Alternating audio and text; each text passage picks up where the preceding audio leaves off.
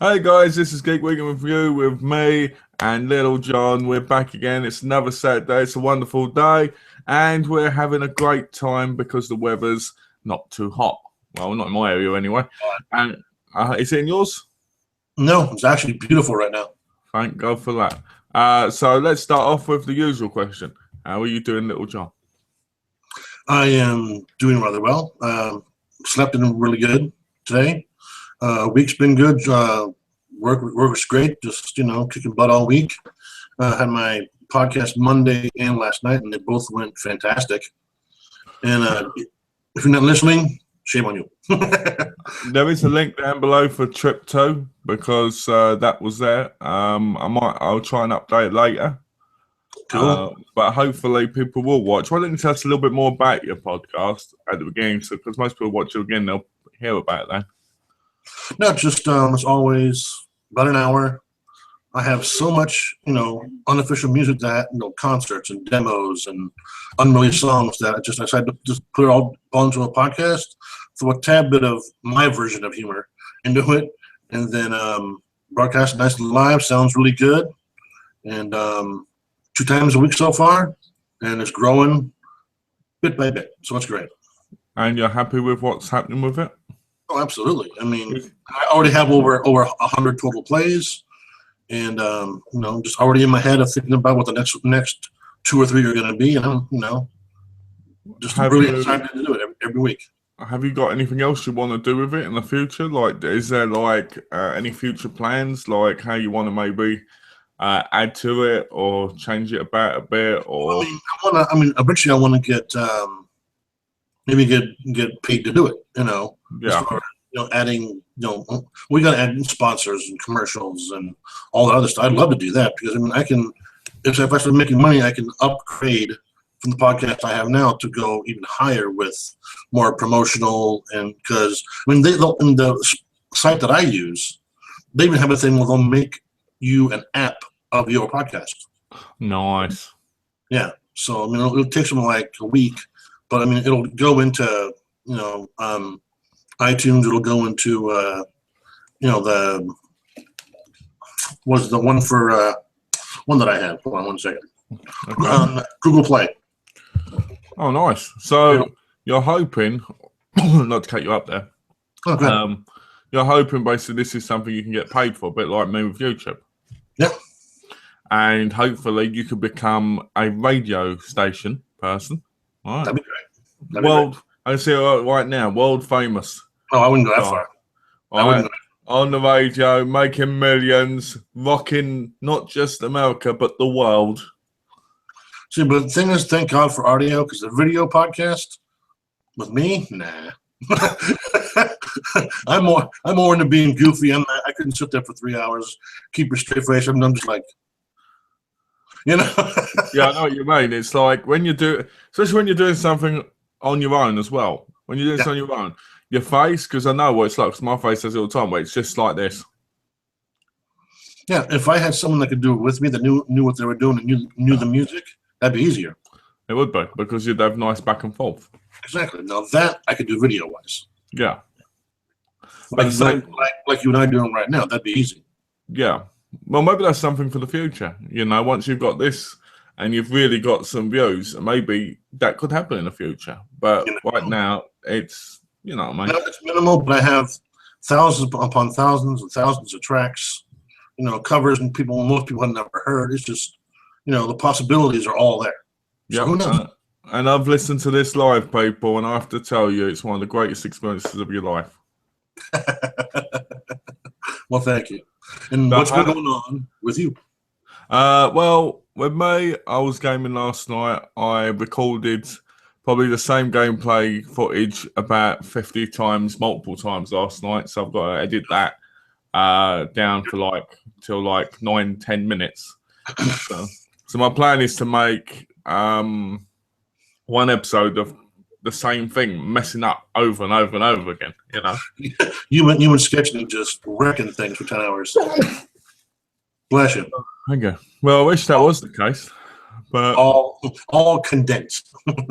I wish that was the case, because what would happen is we'd get on the boat, we'd drive, we'd get to the place, Doc Grover died. We get in the boat again. We drive to the place. Doc Grover died. All right. We'd been running through the place shooting people. Doc Grover died. Right. How many times can fucking Doc Grover die? Right? Right. So I'm gonna make a video about Doc Grover, naming and shaming him, right? Because this guy annoyed the hell out of me. I talked to him on voice. Yeah. I said, "Hey Doc Grover, please hold back. You're dying. I don't want you to die. I want to get the mission. I want you to get the money. Right? Sit back pretty and get the money. Right? Right. Doc Grover died. Right. I want to parachute. I want to land on the thing. You'll get shot dead. No, I won't. 1 second later, Doc Grover died. Doc Grover, Time and time again. Yeah, over and over again. We'd be halfway through doing the thing. Doc Grover died. And then all of a sudden it goes, "Hey, Sketchney died," and I'm like, and then after that, Doc Grover died. I'm like, oh fuck. I got so frustrated at one point when I said to Ash, I'm ending it now, and I just turned it off because I got so sick of it. All right, and I said to Ash, "No, it's not you, because obviously when you get that way, the person you're playing with sometimes thinks it's them, Right. And it wasn't Tash at all, because Tash is a fantastic player, as you say. We joke about each other, how crap we are and how funny we are. You know what I mean? Sure. All right, but when people like Doc Grover on PSN, that's like Pill, harass this person on PSN and tell them, May to December said your shit. All right, there we go. That'd be awesome. All right? Yeah, that's right. Peeps go out there, talk to this guy. He can't understand English, but talk to him. Anyway, so then we get on to the trash can ones we've done before, which I've still got to upload the first lot, where basically 2 people drive the trash truck and 2 people stand on the back and pick up the stuff. Well, you get attacked by Vargos, which are like gang members. Right. Get in there. Yay, we're doing it fine. All of a sudden, Harold Ramis lookalike in GTA decides he's going to start trying to blow us all up. Then he walks around going like this with his fingers. Right, and I'm just like this. So, needless to say, last night was not a good night for finding good team members. It wasn't. Well, you wait till you hear the last bit. Oh Lord! All right, last bit we had to kill everybody, and then we had to get the bikes, and we had to get trucks full of heroin and stuff, because that's what the game's about, And so we're doing it, and you're supposed to kill people silently. Everybody but me and Tash were using non-silenced weapons. So what kept happening was it kept going, you alerted this person. Doc Grover alerted this person. This happened, that happened, you know what I mean? All right. Then after that, we had to go to the sawmill. We had to use the technical. Me and Tash jumped on that because I was shooting in first person, which is actually quite a cool effect for the video. Right. Because you'll see Tash is driving and you'll see me in first person. That's cool. All right. Everybody kept, but what we're supposed to do is we're supposed to clear the way while the others go behind us. Sure. Well, no, that's not what happened. People decided they wanted to drive straight past us, barge us off the road, and get killed. All right? They didn't want to wait for us to take care of everybody, because nobody in games anymore are patient and work together. They're all about me. We got there, right? And because the person crashed, they came crashing in and it failed just because they missed at the last second. Because they were stupid. And stuff like that just irritates the hell out of me, because I'm like, I want to get this done. Well, you barely get anything accomplished because people can die. But me and Tess got to talk a lot, and we had some fun together. There's a great scene. I'm hoping is in the video where I make. Hoping Dash sends it over to me, where she's looking for a car, and I drive off in it, and she goes, "Oh, you've got my car, what?" And I go, "Don't worry, I'm going to drive it back to you." And I'm about to turn around when she kicks me out of it, because you've got that option on your thing. Right. And I go, "Oh, so that's how it's going to be, is it?" And I pull out my massive rocket launcher, and it does beep, beep, beep. She goes, "Please don't blow up." She says, "Please don't do it." Just as she does it, I blow up, and you ever go, "Oh." It's just such a great moment. I just don't think she saved it, you know? I hope she got that. We've got mine. I just want to have Tash in, because that would be hysterical. Yeah. I'm sure she didn't think so at the time. I was saying to it's funny because I was saying to her, come on, it was funny, weren't it? It was funny. You could do a background, starting to laugh a little bit. It was quite funny. Because it was funny. She said, please don't blow up my car, please don't. Boom. Later, bye. it was just funny, But yeah, other than that, I went to the park, didn't I? And to this week in Pulpit World, I'm going to Linwood Mall, which is basically the town, and we're going to a mall. I imagine malls nowadays are pretty empty. It's not empty, that one, actually. Funny enough, that Really? one's it's quite packing. It's not all good stuff, but it's packing. I'm hoping to get a little video of it. I'm hoping to basically record us going there, record a bit of us inside, and stuff, and make a little bit of kind of a vlog that way, because I want to make vlogs every Tuesday like that. You know what I mean? The vlog.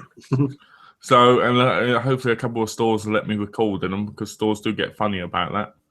Oh yeah, I think they get funny because they think might be a competitor. Yeah, you might be a competitor, or they think you're like some trading standstill, proving them that they're not doing it right or something. It's something like that. Yeah, you have some behind the scenes news crew that's trying to catch them doing something wrong. I told Dar, I said, if they ask me, I'm just going to say, "Hi, I'm from England, and I want to record my life as I'm here." Will they really believe that you're from England? You ain't been here? I said, well, you never know. They don't see me every week, do they? Nope. I'll just say, hi, I'm from England, and I just want to record where I'm from and everything. You're from FYE, are you? No, I mean, oh. Whoops, I got you. Well, the best part was this. Last time we were in there, and I'm sure I said this before, last time we were in FYE, I said to her, well, have you got any sports? And she went, spurts. Told me this one. Right, yeah, right, sports. Right, nope, spurts. Boxing, wrestling, martial arts. Oh, sports. Yeah. I'm sorry, I couldn't understand your English. It was too thick for me. What did you say about me? No, I didn't say you're thick. I said yeah. Your thick accent. Yeah. So it was funny because we did that. She took me to a sports section. She said, this is all we've got. Went around the corner. There was a whole line of sports across the thing. Didn't even know where stuff was in her own store. Exactly, because remember last time I came back, I had all the wrestling DVDs. Yeah. So, yeah, that kind of annoyed me, that. That would irritate the hell out of me. But I'm looking forward to going there again, because I'm looking at maybe getting a couple of martial arts movies if they've got them in there, because sometimes they have them in there for like $3. Yeah. But I've noticed about American releases of martial arts movies. They're shit. They're awful quality. All right? They're terrible. And the editing's horrible. Yeah, the editing's terrible. Americans don't seem to have any respect, because my English copies that I had ISOs of are all like how we are now, talking to each other, like that quality. All right? Yeah. But American ones are like really bad tracking. Like they've got the worst VHSs they could, and you're just like, what? It was a direct transfer from VHS just to a disc. Yeah, so going through the Blu-ray filter. Yeah, as the other ones, look, the ones from England look slightly remastered. Not all of them, but a majority of the ones I've got. Yeah. Like I mean, I've got a couple of box sets of martial arts films I was watching. And I was looking and going, this ain't even watchable. Yeah, it's crap. But talking about what I got these in the post. Yeah. All right. I got Shaw Brothers, The Daredevils. Cool.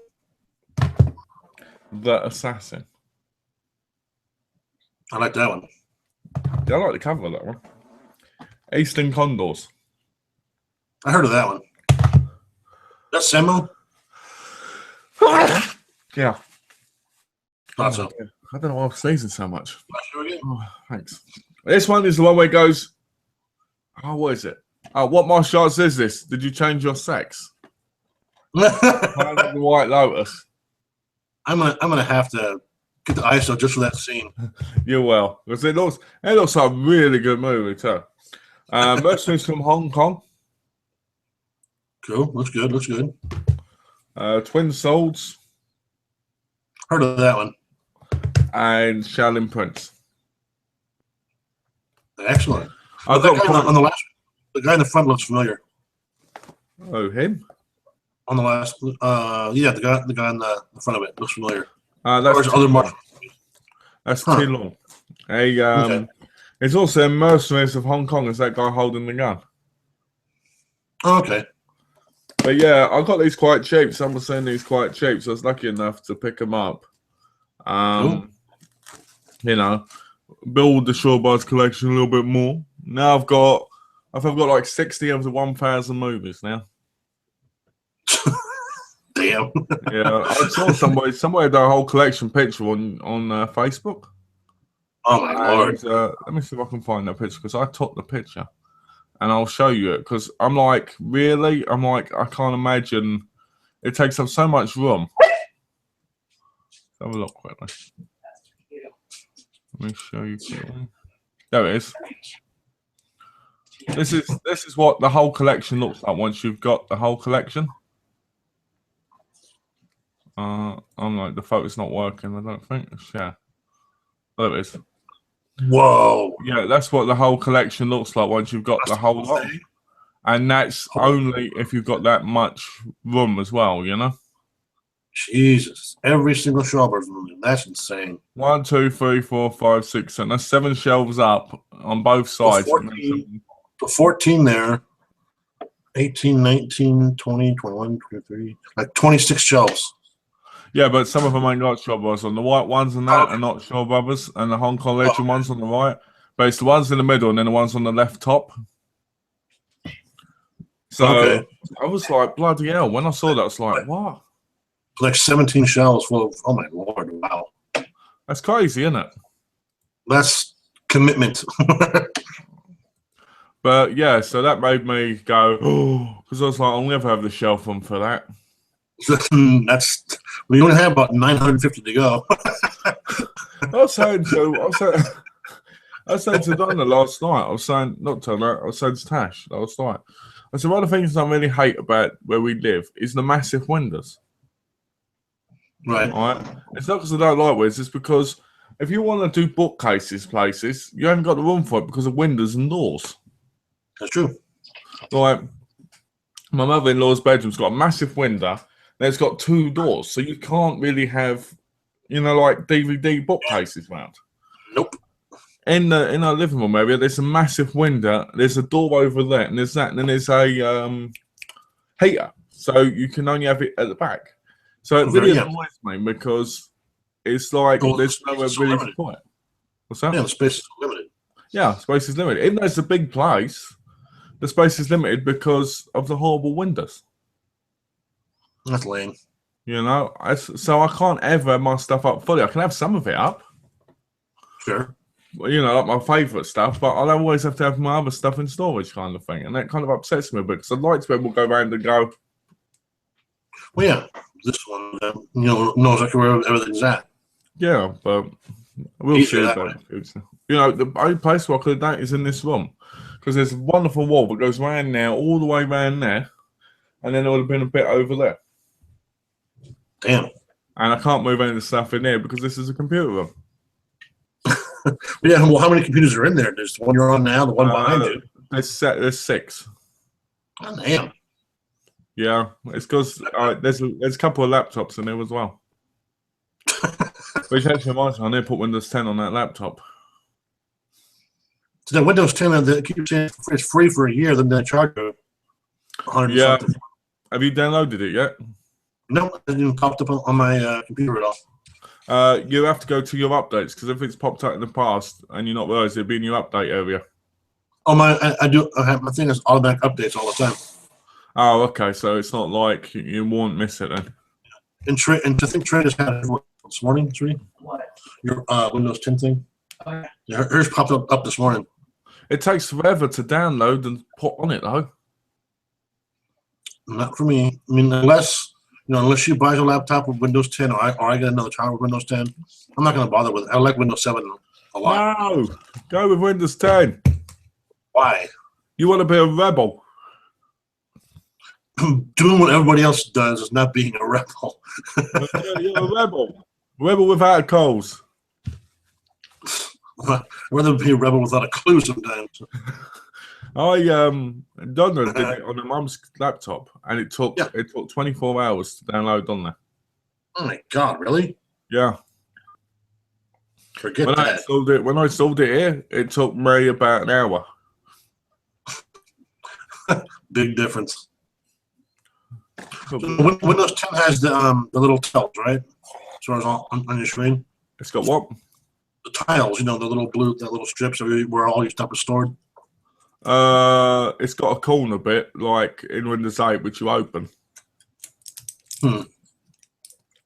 If you want Windows 7, keep Windows 7. It's not the big deal. I mean, Windows 7, I preferred Windows 7 because that's what I had. But it's nowhere as good as 10 is nowhere as good as that, in my view. I've heard people mixed up.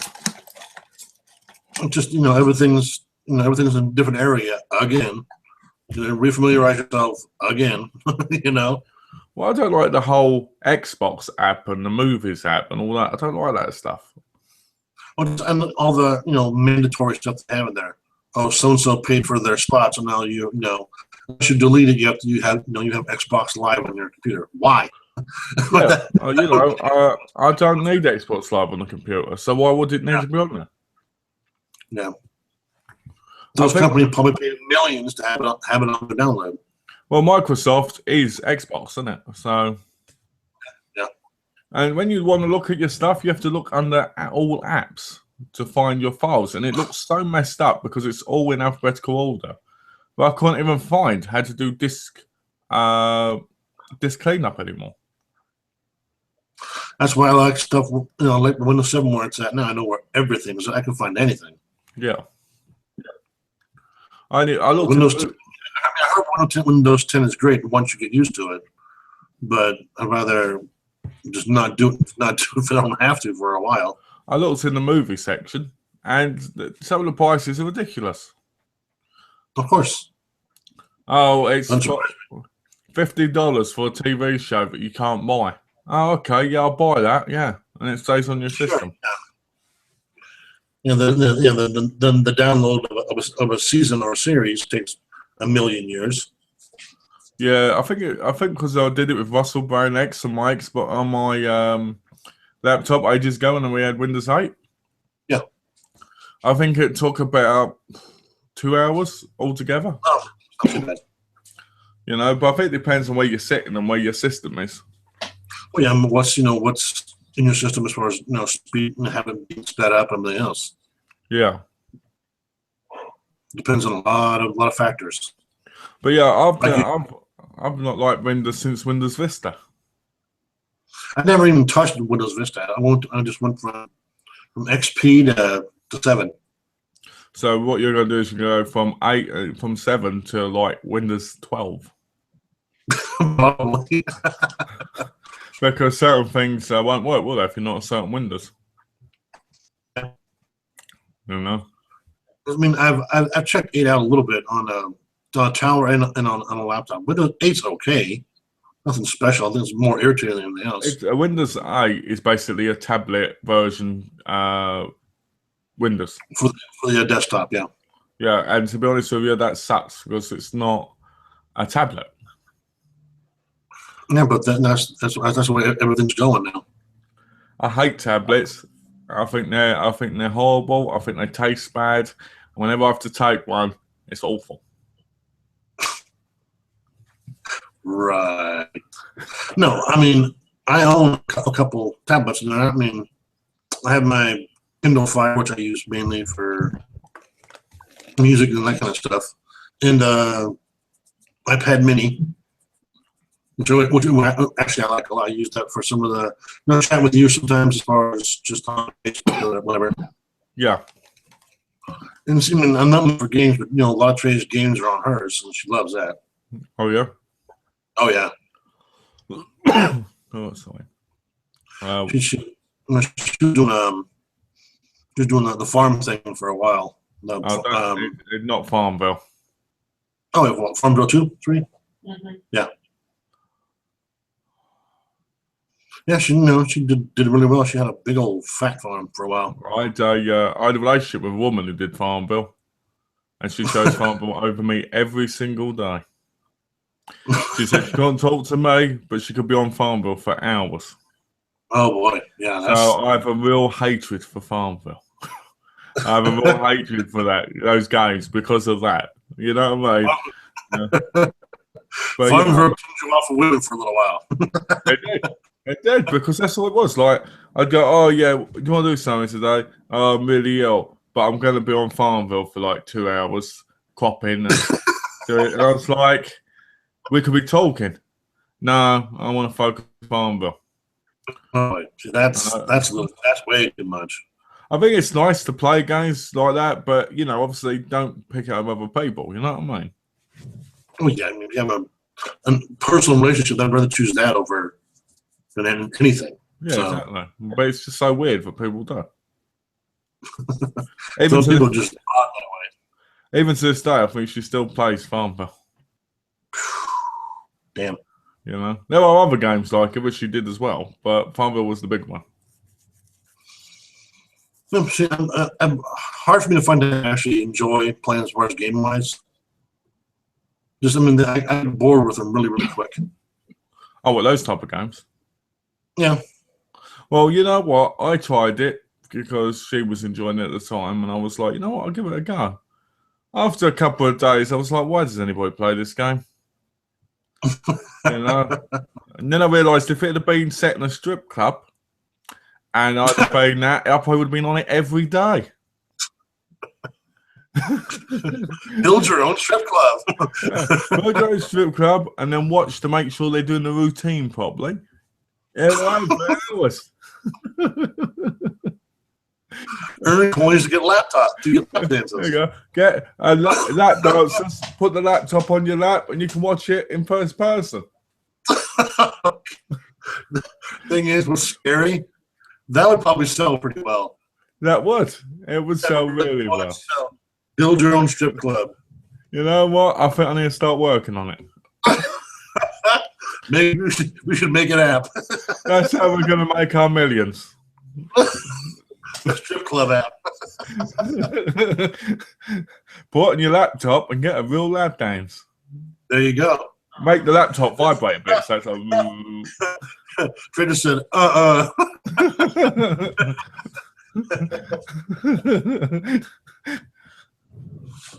Too funny. Well, one sec. Okay. No.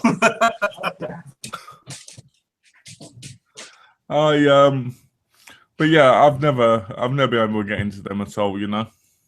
I've tried a few that I kept for a little while, but nothing that I tried Pengo, which is kind of funny, a little like a penguin bowling game, whatever. That got boring after like 2 or 3 games. Have you ever seen the show Pengo? No. About a little penguin and an igloo. No. It's an English TV show. Never heard of it. Oh, you need to check it out. It's put on YouTube. Sometime later, check it out.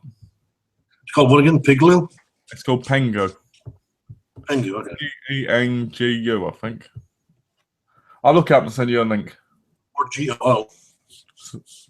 I'll send you a link because I might have to find it because I haven't seen it in years, but it might be funny because it goes like this. Ooh, ooh, ooh, ooh.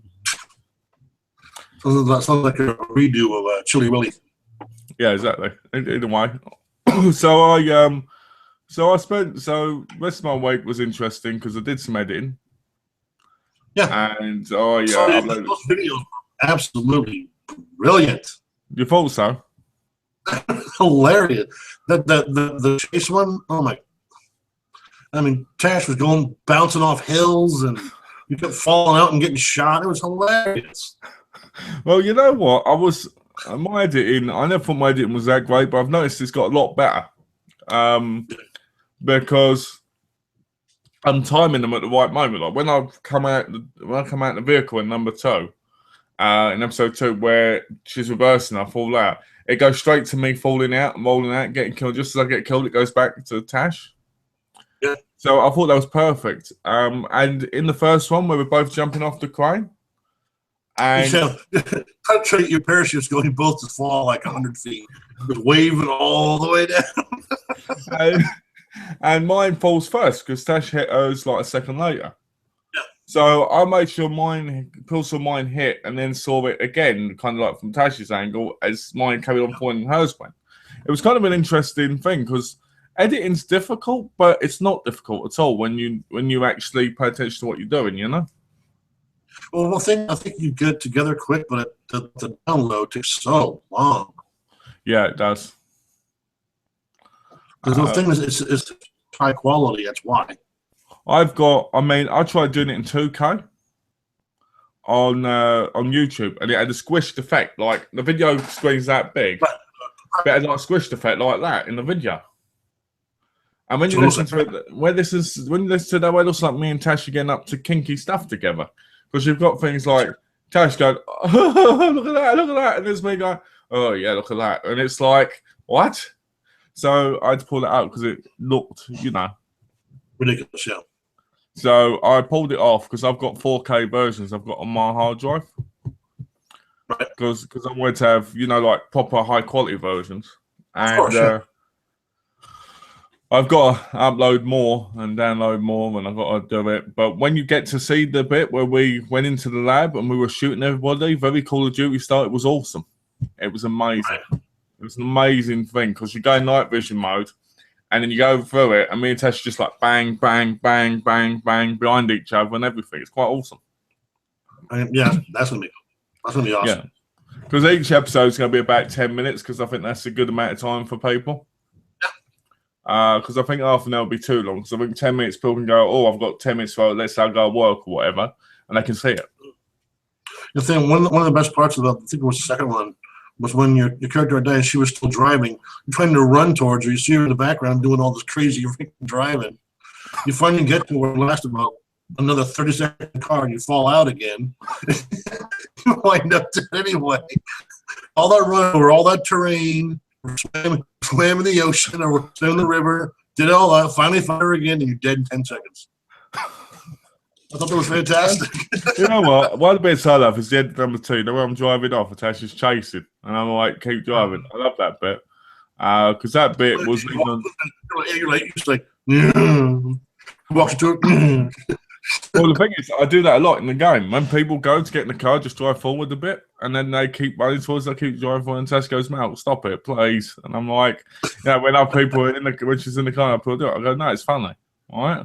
And then I go like 4 more times, and the person starts shooting at the car, and I'm like, okay, get in. There's other times when I shoot people's tyres out before we go anywhere, and they end up swerving across the road and crashing while we're trying to get somewhere. Why do you do that? It's ridiculous. It's because it's kind of funny. Because when people try to do my car, because it's armored now, it won't get the car won't get the tires blown out.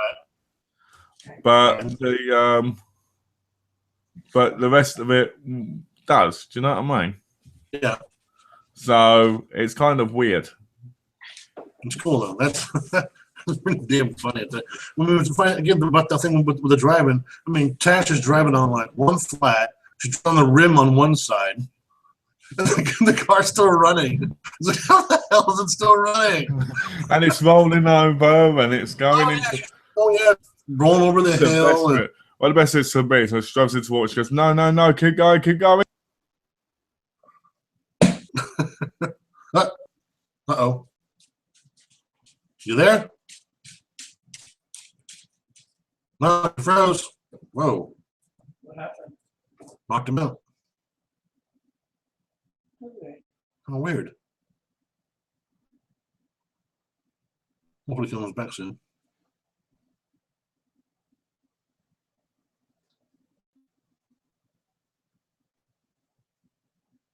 Uh-oh. Come on back, Milk.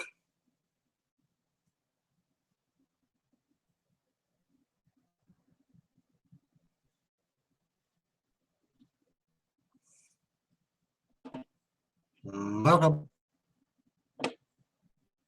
What the hell happened?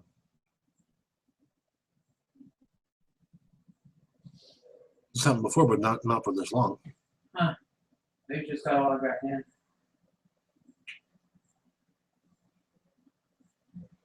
I think since he started, though, I think he has to set up a whole new one.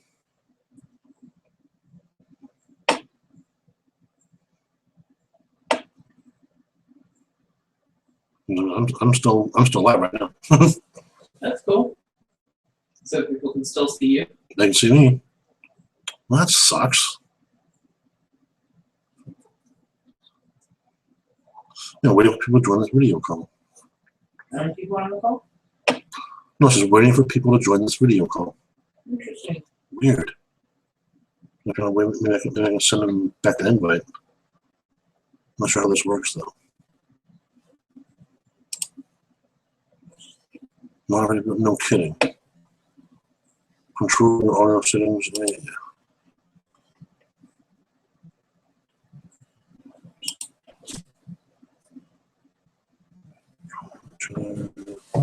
There we go. Hello. Well, that was odd. I've no idea what happened there. Either like just in the middle of your thing, bam, gone. I've no idea what happened. It just cut me off, and it said I had no internet connection when I did. Yeah. So Weird. Yeah. that was weird. I couldn't even get back in. I had to go for the link I sent you to get back in. I just said waiting for people to join this chat. Just a back screen, waiting for people to join this chat, which is weird. Because I had a look to see if it was still live, and because I just want to try about, you were still live. And I was like, okay, so I'll go through the link then, make sure if I can get in, because I wasn't sure, because I thought it cut us both off. So it was obviously on my end. It was my fault then or something. But either way, what I was going to say was one of the funniest bits for me in the video has to be the bit where Tash is running over to the crane, she falls and she gets stuck between the rock and the metal container. And I'm saying, I'll get in the position, and she's already fallen into like position upwards. It's really funny. But it is a lot better with voices. When she was climbing that tower, yeah, she said, she was actually making the sound. That was cool. It's funny because there's some bits which I know are going to go over 10 minutes because of what's happening in them. Yeah. But they shouldn't go longer than 12, 15, But I'm trying to keep it to 10 because I think that's a good time. Tash is going to work on some thumbnails as well. Good. For it. So. And I thought the best part of the first one was when all four of you were all gathered together. Oh, yeah.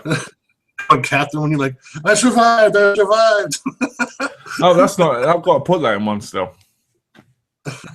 It's a brilliant moment because everybody's shooting, because everybody's attacking each other. And I shot the gun. I'm like, I survived. And I'm laughing, and then the fire hydrant at the back just explodes like. Yeah. There's three people just around you, just boom, gone. And you're like, the fire hydrant explodes like 4's coming to get me or something. That's fantastic. It's great because at the end of everything, Pill do that. They attack everybody and start killing them most of the time. You guys get a high school, all this money, also they were just like, bye. Get and take the money. And everyone's greedy. Everybody gets Pill annoyed me in the heist, so because when you get to the finale and you have to spend the money of the money you get. Me and Tash might have done every single one because we always work together, And you'll get two no boys who just come in and they go, I want 40%. And you're like, you haven't done the rest of it with us. All right? I want 40%. You haven't done the rest of it with us. Because I always say, Tash, me and her get 40-40 and the other two people can get 10-10 if they haven't been in with us. Right. All right? And everybody's like, no, I want 30, I want 40. You have to give me 60. One bloke said to me the other day, you have to give me 65%. And I went, you haven't been in it. He went, I'm a good player. If you want to get through this, you give me 65. I go, but if I want to get through this and get my money, I need to get someone else. All right? 65%. Okay. He kept killing himself over and over again, kept sending messages, 65%. And he demanding that you pay him. Yeah, he demanded to pay him. So I said to him, no. I said, you're not getting 65%. What you're going to get is 5%, and you can lump it, or you can go and buy some. and that's what he did. He left. Oh well. Well, wasn't there that one guy that left and you shamed him into coming back? What's that? No. The one guy was last week or the week before that. Some guy wanted to leave and you shamed him enough that he came back and finished. Oh yeah, that's right. I'm hoping that's on the video as well, because I sent him a message telling him he was a piece of shit and everything, and all that, going, you know what, we don't need cowards like you and so forth. And they came back and went, I'll come back because I need to help the crew survive. And I went, you get 10%, and he went, I get 10%, and I was like, yes. And he was like, okay, you know. Because Tash always gets funny, obviously, because if Tash has been in it, we're all through it, and someone else is going, I want 40. She goes, no, that 40 is mine. You know, so. You go 50, 40, 10. Yeah, exactly. Exactly. So it's because I always want to get the money back I paid for the heist. Right. So. Now, do you ever kill Tash just to grab her money afterward? I did, yeah, yesterday. Because Tess gets quite angry about it. Because she's like, I'm trying to save for a house, and I'm like, yeah, I'm trying to steal, so you end up in my house, you know. And so that's actually quite funny because she bought one last night, a big apartment for 500 grand, right, in the game, and we were like, because it was in Tinseltown, right? We were like, oh, it's 2 different areas, so we'll have 2 different apartments. Right, simple. Right? They're exactly the same inside. So we're both like, whatever. That's funny. So it was kind of annoying, but anyway. What about you? What would you like to talk about today, John?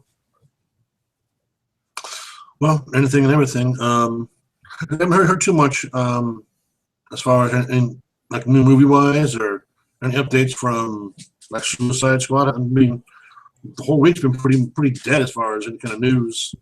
It has been quite dead actually. I haven't really seen anything. Let me quickly. I'm going to IMDb almost, you know, 3 times a week to check out the news and everything else, and you know, there's what? What's that clown movie? What clown movie? There's some horror clown movie that. Oh, 31. What? 31. The one with Rob Zombie. Yeah, I don't know. Or Eli Roth, I thought. No, Eli Roth's one of the producers, but Rob Zombie directed it. I don't know. Some stupid clown. Yeah, 31. 31. Yeah. Did you know there's a sequel coming out to a Hansel and Gretel Witch Hunters? Oh yeah. I don't know why, because the first one wasn't that great. Well, there was a B movie ripoff of that one too.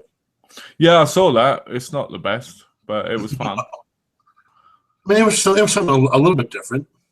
What about the new Fantastic Four? Didn't look all that great to me. This is worthy of talking about, but because I've read a lot of people's reviews on it, and a lot of people are saying it's one of the worst things they've ever seen.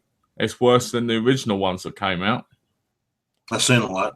And yeah, considering that wasn't that good. I didn't mind the originals, but I didn't think they were good at all. Do you know what I mean? Well, so Friday only made like $2.5 million Thursday and Friday, and that's 2 days combined. That's pretty bad. But this one just seems to be horrendous, apparently. It just doesn't seem to make sense. A lot of people get angry with it because it's like retelling. And there is a second one actually being made as we talk. Yeah, already.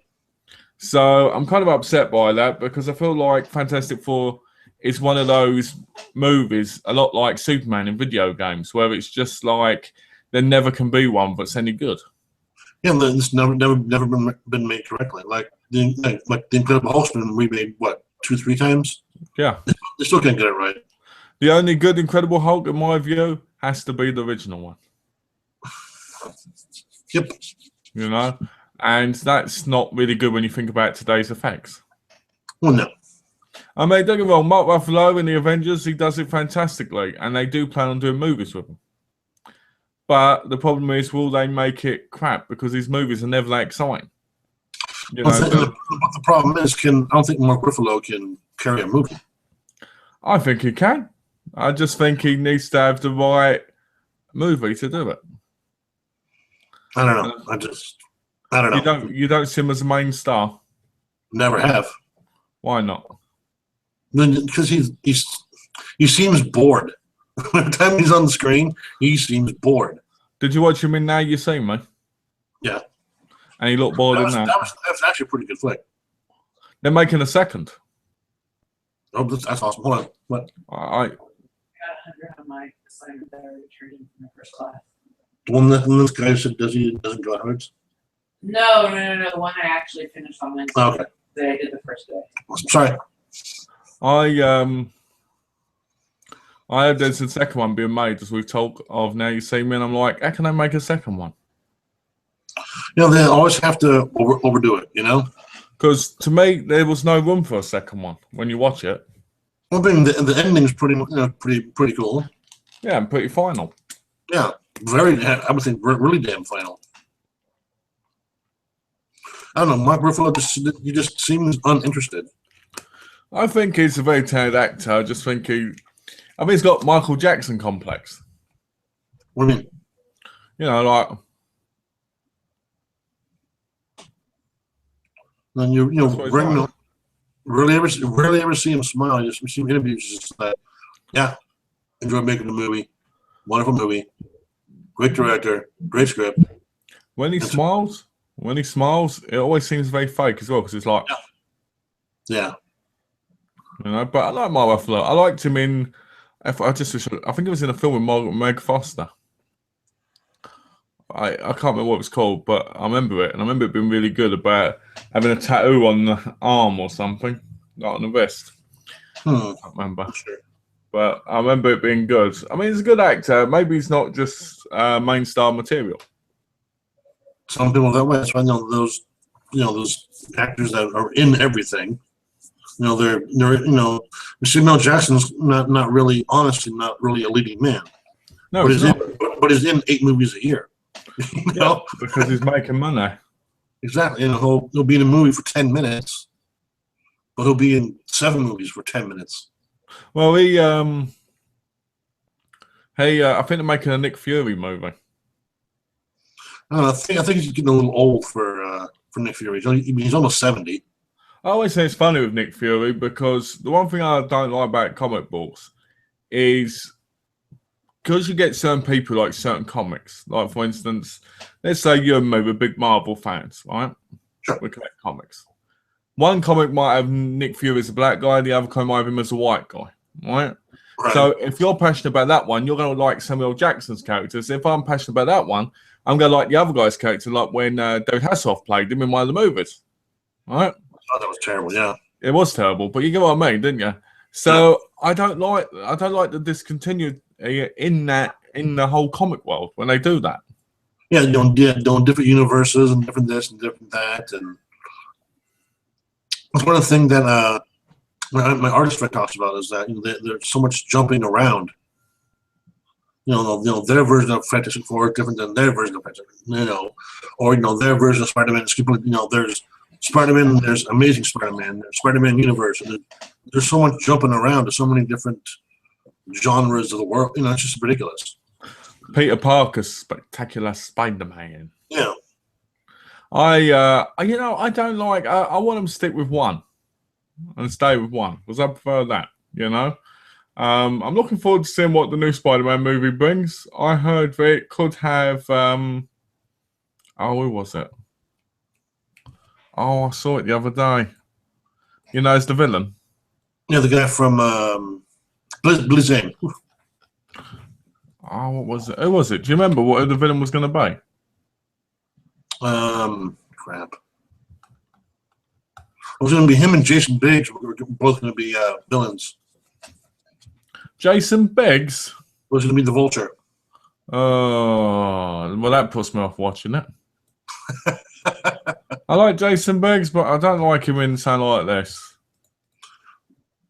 I'm not sure. The thing is, what I saw, supposedly that's a possible casting thing. I'm not sure about that. I'm looking forward to the Vulture, though, if they have the Vulture, because it'd be nice to have actually different villains for a change.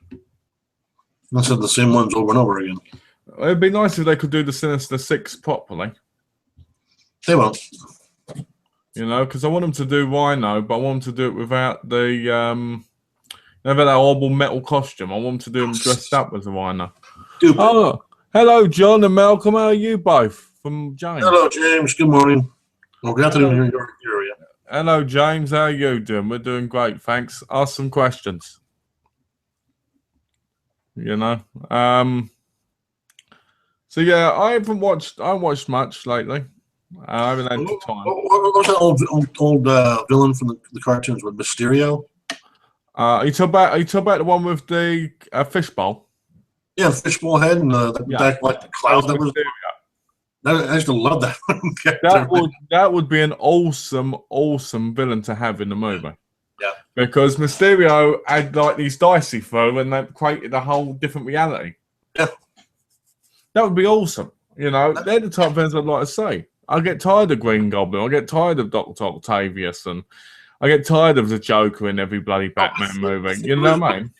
Billy Zane was playing Hobgoblin, I think. Who? I think Billy Zane was playing the Hobgoblin. Oh, no. I don't want the Hobgoblin. I want Vulture and I want Mysterio.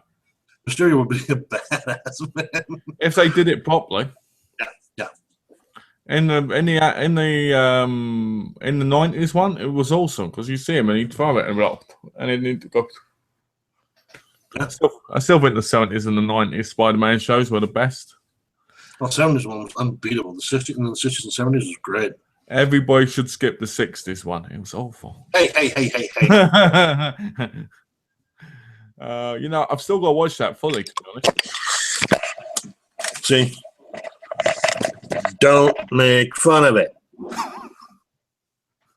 That's the bomb right there, regardless of what Malcolm says. Well, I've actually got the 90s one on Blu-ray. On, you know, like somebody... That was great, honestly. Somebody took them off of HD and put them onto Blu-rays. Oh. But the annoying thing with it is it's 3 discs with like, I think it's like 80 odd episodes. So you've got 20 episodes of this, which in my view kind of takes away from it a bit. Well, the thing is, those Blu-ray blanks, I mean, those things are gigantic as far as space. That's like 50 gigabyte, I think. Yeah, that's huge. But they cost me about $60, but I'm happy with them. I just don't like the covers on them because the covers on them are very, That's the way those always are, though. I mean, everything's compacted and is put out as quickly as possible. It was pirated. It's a pirated one. So it's not as good. It's not as good as it could be. You know, I'll get them later and show them. What's this? They should bring back the Penguin in a Batman movie. No, I mean, I don't have the Penguin in Gotham. I think they're fine with the Penguin right now. I think the Penguin, to be honest, I think nobody can beat Danny DeVito and the Penguin at all. Because he brought us real sinister darkness to the Penguin. True. And, I mean, you look at Burgess Meredith, who played him in the 60s, and you look at Danny DeVito, and Danny DeVito's just so dark and so gloomy. But oh, yeah, he just hates everybody. Yeah, he hates it. I like when he bites people's noses off and stuff. And he's actually called Penguin because he actually lived with the penguins like he did in the comics. Yeah, parents just gave up on threw him in the sewer, and the penguins raised him. Exactly. I mean, Burgess Meredith is just called Penguin because he looks like one in the way he dresses. Yep. So I prefer Danny DeVito's because I feel like it's a more chilling, a more realistic portrayal of the Penguin character. Yep. Good point. Like when he dies at the end and they lift him up. Yeah, that was pretty crazy. Yeah, that was an emotional moment for me. I remember crying. I remember crying and being like, "Oh no, the penguins are all alone." I think the Joker one with Heath Ledger's the only villain that actually lived through any of the Batman movies. No, Cesar Romero lived in the movie. Huh? Cesar Romero lived in the 60s movie. Yeah, but that was based off the TV show. I mean, the actual movies. Yeah, but that's classified as a movie. Yeah, I guess. Heath Ledger, I don't like. I gotta be honest, I wasn't very keen on Heath Ledger's Joker. I thought it was pretty awesome. I don't know what I like. I liked him, but I don't think he's anywhere as good as Jack Nicholson's. Well, Jack had that whole maddening thing down, And I don't think anyone beats Cesar Romero at all. I think Cesar Romero is the most scariest one of them all. He was completely loony. Fantastic.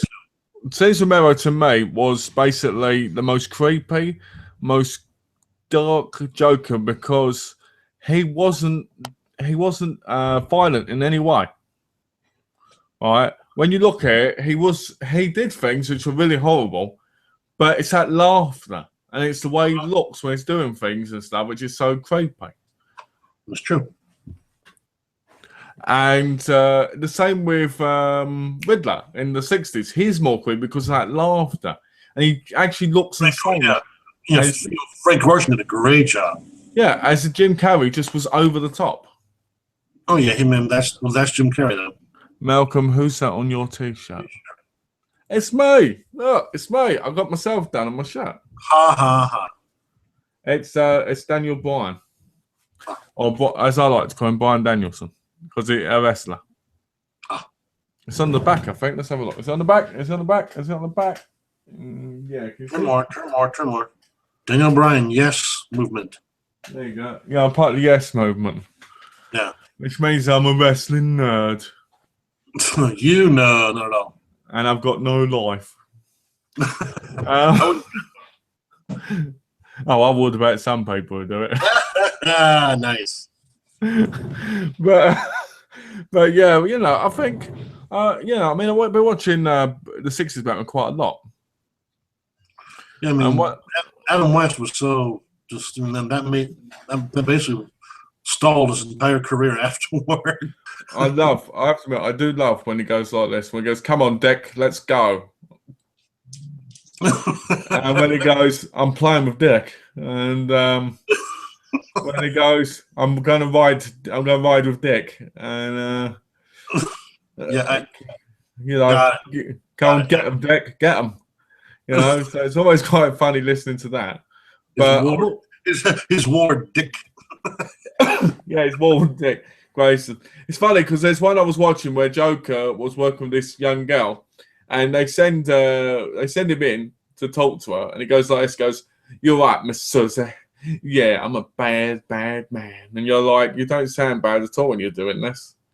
And I mean, one of my favourite characters in the series so far is False Face, and sadly he's only in 2 episodes.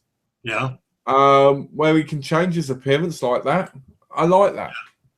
Oh, we have somebody new. Oh look! Oh, it's guys. Hey guys, how you doing, buddy? Uncaged hybrid. Hey guys, I did like Heath Ledger as the Joker. I thought he played the part very well. I did, but I didn't like that laugh. That laugh to me just was like because anyone could do that. But you could really tell that his character was just completely out of his mind. Oh, he was in the movie. Heath Ledger was in the movie. I mean, he was in the character. Don't get me wrong.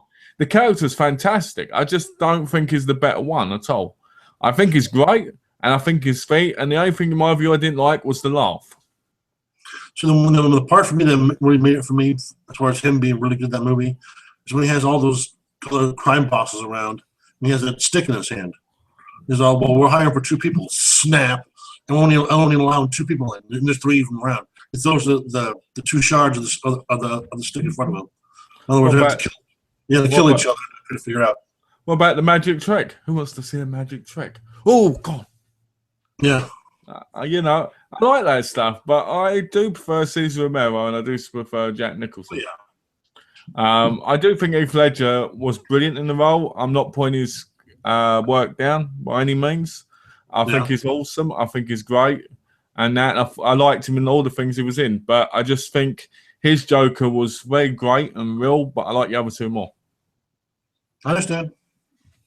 Plus, it doesn't help when the film's just way too long and makes you go, that's the thing with the Batman movies are so long. I felt they underused Harvey Dent, Two-Face. The actual Two-Face was barely in the movie. I thought he was underused completely. and I thought that he could have been a bigger role in the movie. Yeah. You know, so that disappointed me. What's this? But Jack Nicholson was brilliant. No denying that. Well, of course. It was. It was awesome. Jack Nicholson's crazy anyway, so being the Joker just lets him go. Boo. Yeah. What's Although, this? there is an actual blooper in one of the first scenes that he's in, as far as Jack before he became the Joker. And actually, Trey pointed out to me, he has his lucky deck in his hand. He puts it in his pocket. Well, he goes to leave, and then Jack Palance says, "Oh, Jack, don't forget your lucky deck," and then puts it in his hat, even though he'd already put it in his pocket like 2 minutes before. Is that in the actual movie? Yeah. Yeah. I wonder what that's about then. Mm-hmm. And what's this? I understand if you both want to hate on me for saying this, but I think Jared Leto is going to make a fantastic Joker. But I want to know what you both think it will be like as the Joker. Do you think the look and act is as good or is wrong? That's a good question, guys. Good question. I think Jared Leto is actually a great choice. But, I mean, from the looks of things, they're going a little over the top with, the tattoos and his hair.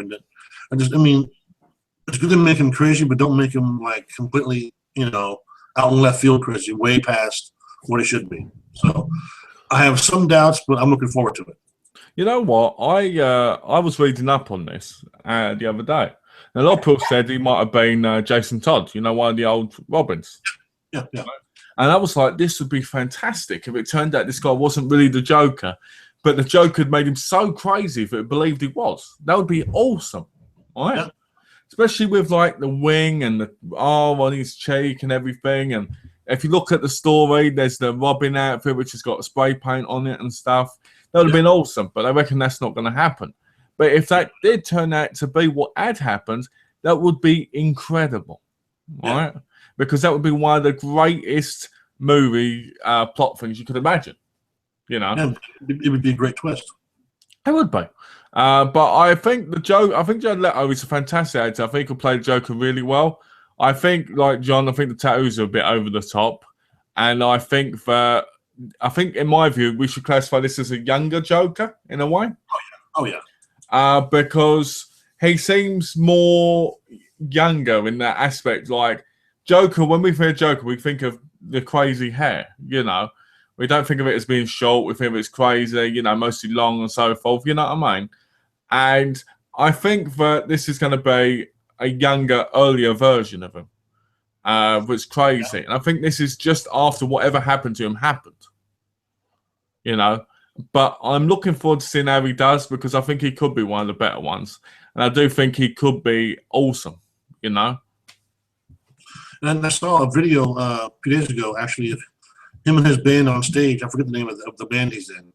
But there's, someone was kind of heckling him in the front row and he started laughing. And some of the people were like, oh my God, he's doing the Joker voice. Because his laughter it sounded kind of, how's the word, maniac.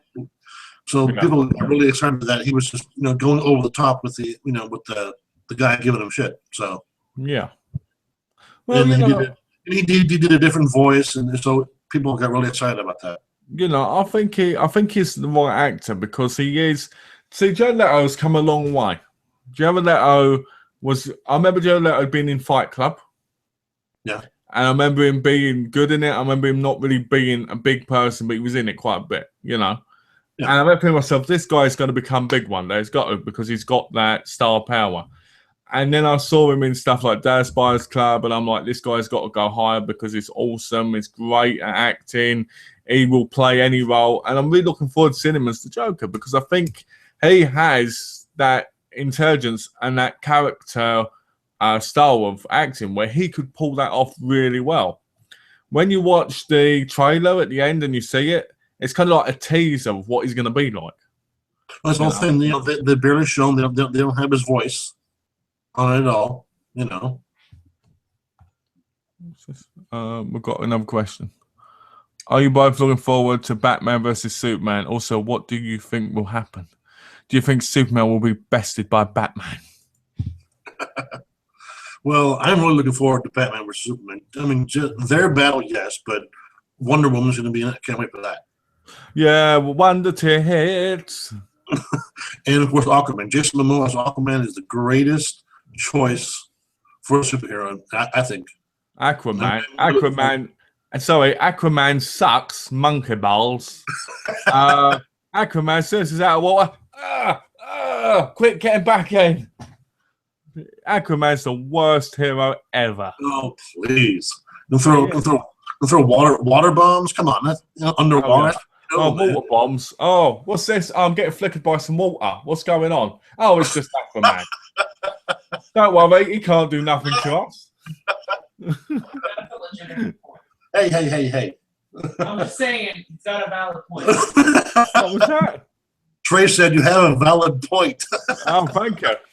Thank you. But as it goes to Batman Cinema, I'm looking forward to seeing it. I want to see it. I personally, if Superman does get beaten by Batman, that says a lot about humanity. Because if humans are so scared of Superman and they can't beat him and Batman can, that's ridiculous, surely.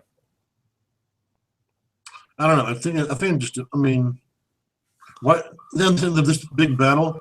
How Superman's come in on it 200 miles an hour and just blow right through him and kill him? He could. I mean, surely Superman could kill him in one punch. But one punch, it should be over, But the thing is, I think Batman, to be honest with you, I didn't like the idea of Ben Affleck being Batman. All right. But slowly I've seen the trailer. I've kind of warmed up to it a bit because he looks like an older version. He reminds me a lot of Michael Keaton. Now, Michael Keaton looked like a more distinguished version. This is how Ben Affleck looks to me, the grey hair and stuff. Sure. And I think, again, Ben Affleck's a great actor.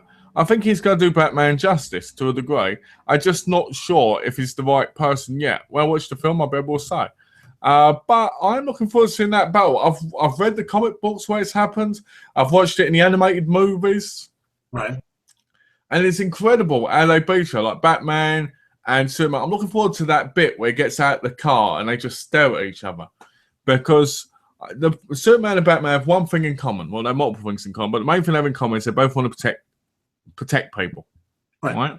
And the other thing they have in common is they're both guys that will fight continuously to the end without stopping. Right?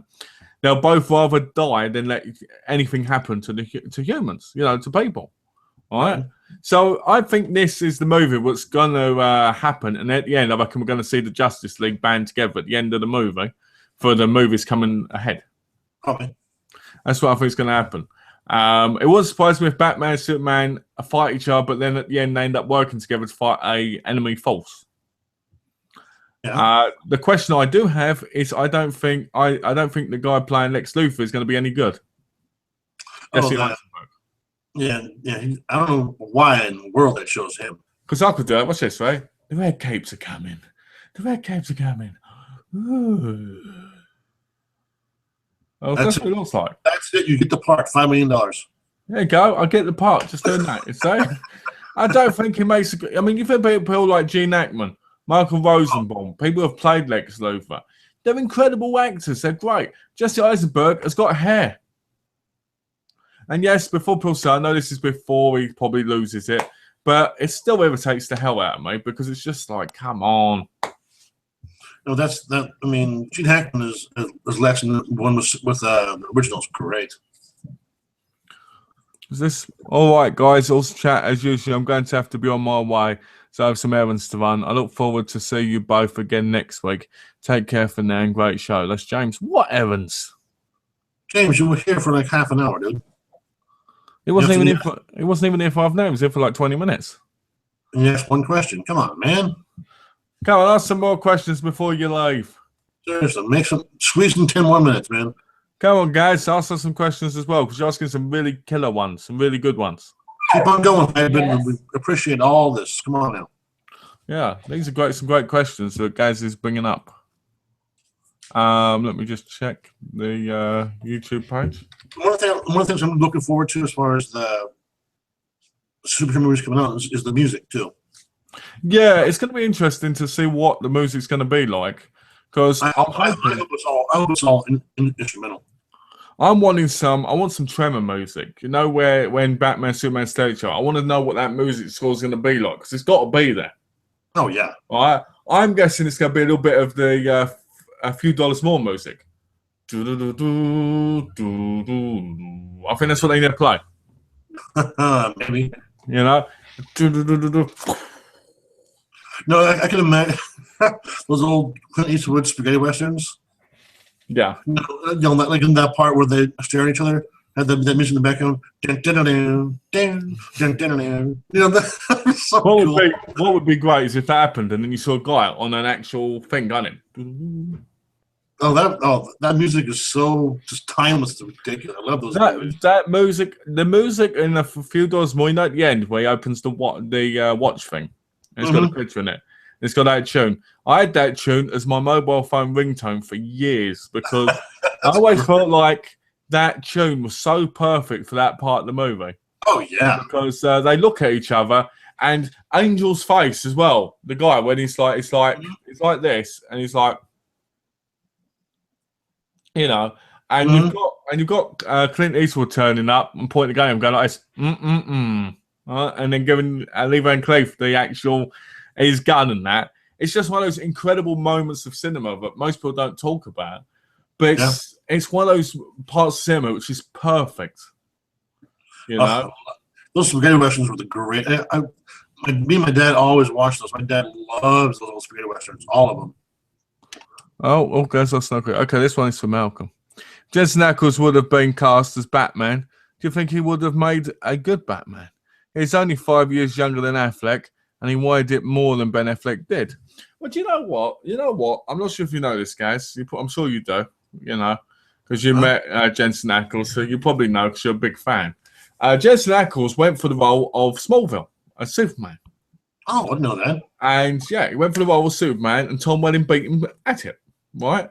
That's why he's in season 4. You know, in it, thinking. He went for the role of Superman, he never got it, and he ended up in Dark Angel. Right? Oh, what a trip. Yeah, right. So to me, Jensen Ackles would have made a great Superman. He's got that physique, he's got that thing. But the problem with Jensen Ackles, he's got too nice of a face. Yeah, he's not a real rough and tumble. He still has kind of like a baby face. Yeah, he's got a baby face, and to be honest, that is good for Superman. But at the same time, as Batman, you know, I think he would have been good, but I could imagine him more of a Superman than Batman. You know, I can imagine him as more of a villain because he has that. In Supernatural, there's a lot of a lot of deep voice. Yeah, his deep voice sounds really amazing. I think he'd be a great villain. Does he talk like this, John? Like this? Watch this. You are my father. I will kill you. Does he talk like that? Not quite in that tone. But, you know, going back to your question, Jensen Ackles is a fantastic actor. No doubt about it. Yeah. I've loved everything I've seen, whether it's been Smallville, movies, Dark Angel. I'm looking for cinema Supernatural when I finally watch it, you know, because it's one of those things where I watch it and I'm like, this is, you know, watch him and I'm like, this is a great actor. Sadly, I don't feel like he's got a lot of what he deserves. You know, he's getting older now. And I feel like he could have got a lot more. I mean, don't get me wrong, Supernatural's earning him shitloads of money now because of how long it's been going on, you know. Yeah. But I feel like he could have been in some big movies where people go, that's right, Jensen Ackles was in this. Because he was in My Bloody Valentine, the remake, right? Yeah. And he was really good in that, but it was a very cheesy role, even though it was really good. And I can say that because I'm a big fan of the original and the remake, so I can say that. You know, and I just watch him, and I'm like, this is an actor who just isn't ever reaching his full potential. He's there, you can see him, and he's amazing, but he's never reaching it because he's never been given that full-on chance. Well, the thing is, and Trina and I talked about it before, is that Supernatural was meant to be a 5-season show. Yeah. That's 7 years ago. Going to what, the 12th season now? Yeah. Yeah. That's why I haven't watched season 1. I thought he didn't watch the episode. Okay, I'll do shit. But yeah, I mean, that's 7 years gone. I mean, he's made a couple of small movies during the run of the show, but in the last 7 years, he could have gotten huge. Yeah, that's what I mean. I mean, I don't know if it's the money. I don't know if it's the people that are involved in the show that he loves so much. I don't know, whatever it is, he stays with them. I mean, don't get me wrong. 375 grand an episode. I'd stick with them. That's how much. That's how much he owns. That's how much he gets. I think it's either 375 or 500k an episode. It's one or the other. Beautiful. I mean, hell, I'd save them for that because that's deterrent money. If I'm looking for movies, that's not good money. And even if the episode repeats during the season, here's your 500k. Oh no, repeats. You don't get that, mate. Repeats, you get. I think you get like $5-10 per repeat or something. I mean, during the season though, when they play the new season episodes on a repeat. Oh no, it doesn't. It still doesn't count because it's the 500k is for each episode made. Hold on, James Jensen Ackles as Batman and Jared Padalecki as Robin. Oh God. Well, obviously, James has been smoking crack again. You know, to be honest with you, first of all, Jensen Ackles is about 4 inches shorter than Jared Padalecki, so that wouldn't look right. Been Robin taller than Batman would not look right. I think, to be honest with you, Jared Padalecki shouldn't be in Batman. I think you can't have them both in it because people go, "Oh, that's Supernatural again." Yeah, they're just redoing Supernatural in a different form, basically. You know, but that's a great thing to say, James. It's quite funny. What's this? So that's James, right there. Jared Padalecki would have made the best Batman ever. Joking. If Henry Cavill was to step down from his role as Superman, who would you like to replace him? Pick your top 3. This is a question for you both. All right. Oh, and Gaz said season 11, not 12. Yeah, I was going to say that. Okay. Okay. To be Superman, huh?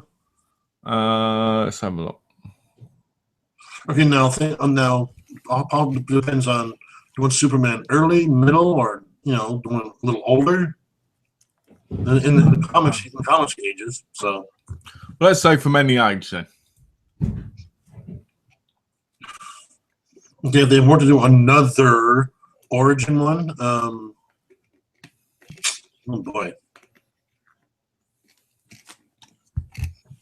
I don't know too many young male actors that could pull that off. Someone that could be Superman easily. Chow Yun-fat. Easily. Sammo Hung.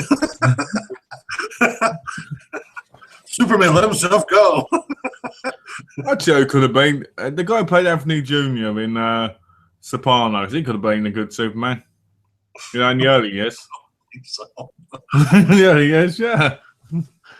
Let's find out. That's funny. That's actually pretty funny. Thank you. Tom Cruise could have played the Superman back in the day.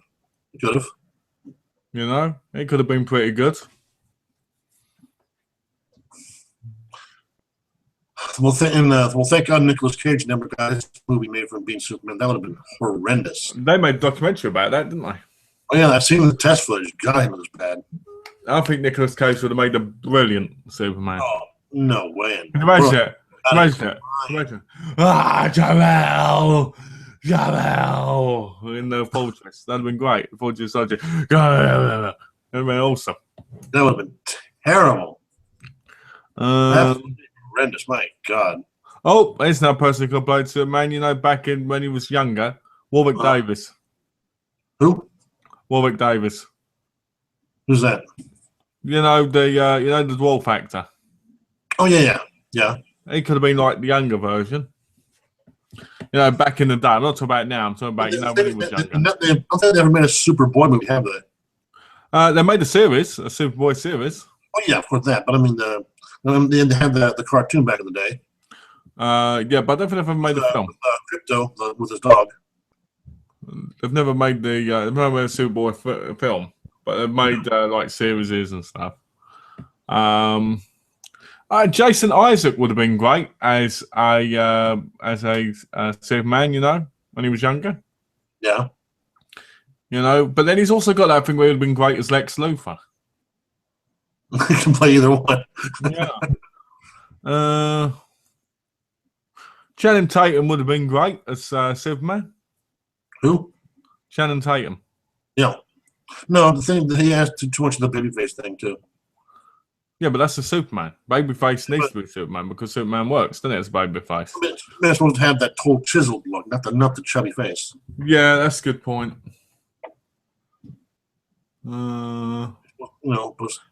Jason Statham, of course. Oh my God, please. He could have played Lex Luthor. Now that would have been brilliant. Honestly, he would make a hilarious Lex Luthor. He would have been. Who else? Actually, I would have been quick. Is it Chris Pine? Yeah. I think he wouldn't have been too bad. Trey's all, that's Captain Kirk.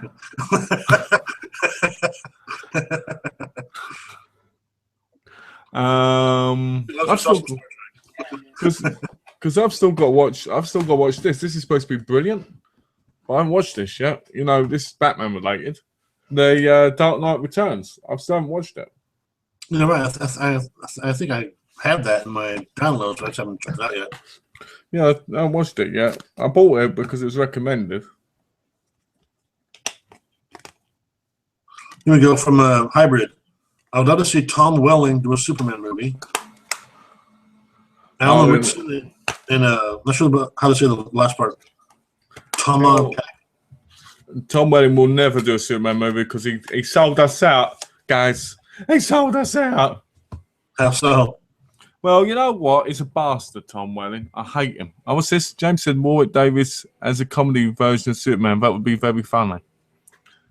That would be. Tom Welling sold us out because he played Clark Kent, Superman, for 10 years, right? And I was like, you know what? Put on a costume, because Tom Welling. I have no problem saying this.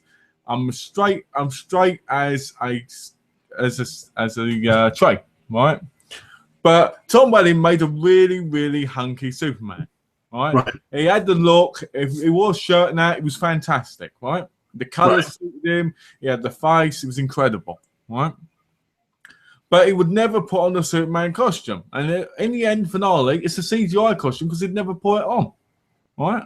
That's a bit weak. Now, if you've been playing a character for 10 years and that's been a big part of your bread money, all right, put on the costume. Give the fans what they want. Just once. Come on, Tom Welling used to be a model for bloody hell's sake. Right? Well, why would he have a problem putting on a cape and that? Why would he play that role? And then he never actually did that. And he always said he'd never dress up as Superman. And it was always something that really, really annoyed me because I was like, why play the role for 10 years then? Do you know what I mean? Yeah. I don't know. I've just done it once. Do you guys think a bald Tom Hardy would make a good Lex Luthor? I think so. Tom Hardy's a great character actor, so I think he could play Lex Luthor fantastically. I think if he played an older Lex Luthor, maybe in 10 years, I think it'd be a lot better. Why wait so long? Because I think he needs to get that kind of more older look a little bit. Because the problem is, if he did it now, people would see him as Bonson. Or they'd see him as Bane. Yeah, they'd see him as either one. And I think if he waited 10 years and it came out, I think he could do it then. Because I think it could be an older version of Jesse Eisenberg if they make more movies. That's true. Now, would you want to go just shaved or all completely bald? I think he should be bald. But the thing is, another thing with him as well is if you look at Lex Luthor in some of the things, Lex Luthor was actually quite a big guy in some versions. Yeah. Right? Tom Hardy is a big guy. So you could see him actually fighting Batman. Oh, yeah. No doubt. Especially if they did it. You remember that one where he's wearing that metal outfit? Mm-hmm. They could do that easily with Tom Hardy. It'd be brilliant. Oh, James says, take care. So later on, James. Thanks for sticking around. Take care, James. Enjoy your errands. See you tomorrow.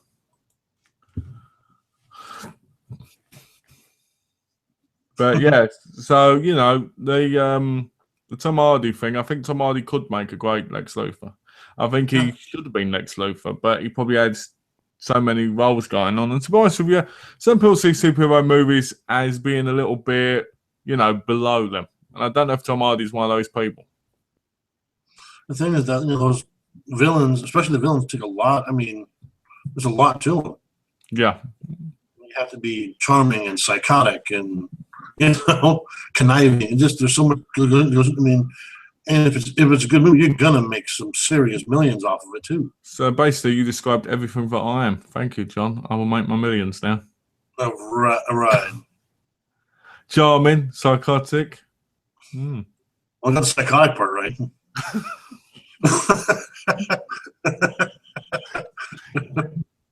But yeah, guys, you're asking some really great questions. Thank you for being here. And if you've got any more, please ask them. Keep going. Yeah, keep going. You're making our day. Love it. John just said he loves you. That's not what I said. You said love you. I said love it is what I said. I know. I'm messing about. I know. So where's old Pantheon man today? Panties man isn't here sadly today because I don't know why, but obviously he's not here. I was a comment on his guitar playing. I saw it. I saw your comment on it, and I saw the video because I was looking on your Google Plus. Because I normally check people's Google Plus, see what they've been doing. I stalk people on Google Plus, right? Because I like seeing what people watch in case it's I can talk about, And it was incredible. Talk about having skill, you know what I mean? Serious skill. But I just can't believe we said that was 8 years ago. I was like, what? I was like, tell me you still do it. I mean, if you still play it now, it's probably 10 times better now than it was then. Yeah. He probably was. Probably is. Should be in his own band, hopefully. He should be. Oh, he is. It's going to be in his band. It's going to be called The Milk Gang. All right? It's going to be in my background for my song. Mouse Penny's band. Yeah, there you go. Panties with milk. Yeah, that would go over well. Yeah, I've got a song. I need a guitar. Metal band. I need people who can play because I need people to release my song "Takeaway." Oh God. Yes, the song goes like this. Oh, please don't. It goes like, "Takeaway. I wanted one yesterday. It wasn't today because I need a takeaway." See, it looks good, doesn't it? Oh, that's Oscar worthy right there. It's going to sell millions. Best score right there. That's hands down right there. Yes. And I know you'll play it on your podcast. Oh yeah, with that, yeah. At least once every 10 minutes. Yeah, that exactly what's going to happen. Yep, gets you millions of views. Right. That's one thing we're looking forward to. Yeah, Have you checked YouTube? What's that? Have you checked YouTube? Yes, there's no comments. Yeah. This painting sometimes goes there or here. This is true. Lately, for some reason, I haven't been getting comments pop up. My bell. So I'm going to check myself again just to say, because I don't. One thing I don't like is the idea that people might feel ignored. Do you know what I mean? Yeah. Let's have a look. Live streaming. What's that?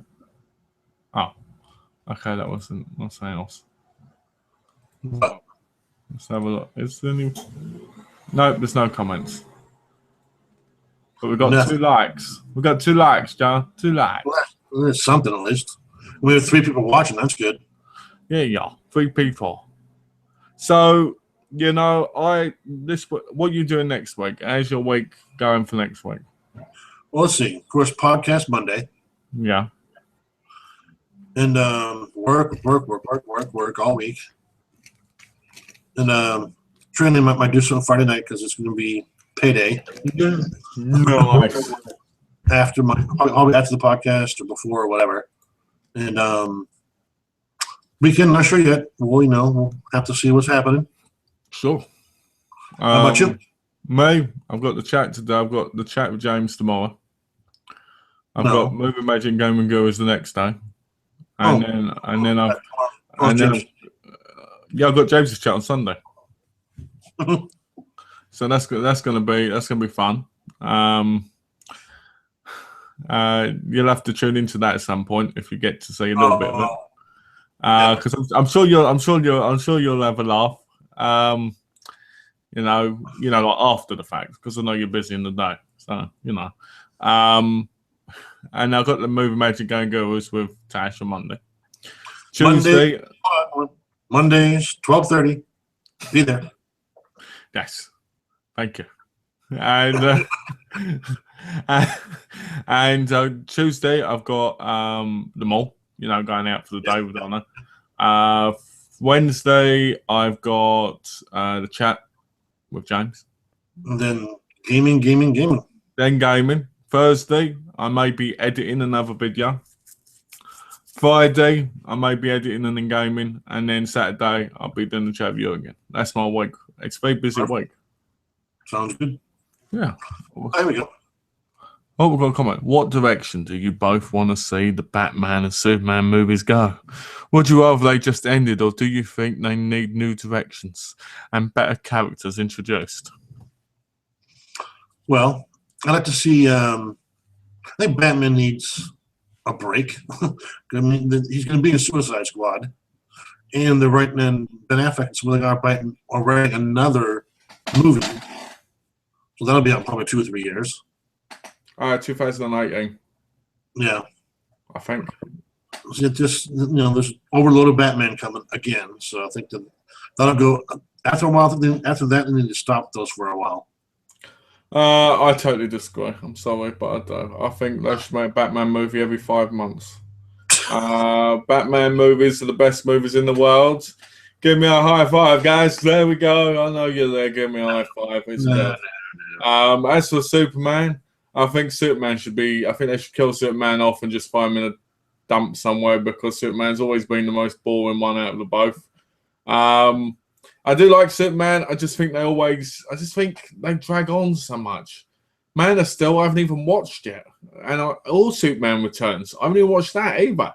Because Superman Returns to me, not the recent one, was absolutely horrible. Yeah, Superman Returns had Brandon. Was it Brandon Roth? Yeah, he is so just boring. Oh my god, that movie's terrible. After Christopher Reeves, no one's ever been able to replace him. Yeah, not even close. To be honest with you, I like Smallville, but that's not a movie, is it? So I don't. After Christopher Reeves, to me, none of them really exist as proper Superman movies. As Batman, I do like Batman. Christian Bale sucked as Batman, but I would like to see more Batman. And for me, for Superman, I mean, they need to try and figure out some new kind of villain. Yeah, because it's always Lex Luthor. It's all the same. Just it gets boring. Bring someone who survived the blast along with him, and then it's all the same stuff, like that Supergirl TV show. It's just Superman's cousin, Yeah, I'm looking forward to seeing the Supergirl show. Although the pilot's actually pretty decent, so. We'll I like the thing is with Supergirl is Supergirl was actually in Smallville, played by Laura Vanderbilt, and she was awesome in it. So I'm hoping the character of I can never get her name right, but Supergirl. I wish I could say the proper name properly. Carol or something. I can't make that matter. Supergirl, to me, the series could be good, and I think they're going the right way with having like the fashion stuff for that. Because a lot of people are going, oh, we don't want to see this, we don't want to see that. But what I got to remember is it's a fucking woman. It's a girl. All right? It's not Tom Welling going and looking at female clothing. It's a Supergirl. That's what women do. Yeah. All right? So live with it. All right? This whole, I don't want to see her working in a model agency or whatever. Who cares? It's a woman. It's not a man.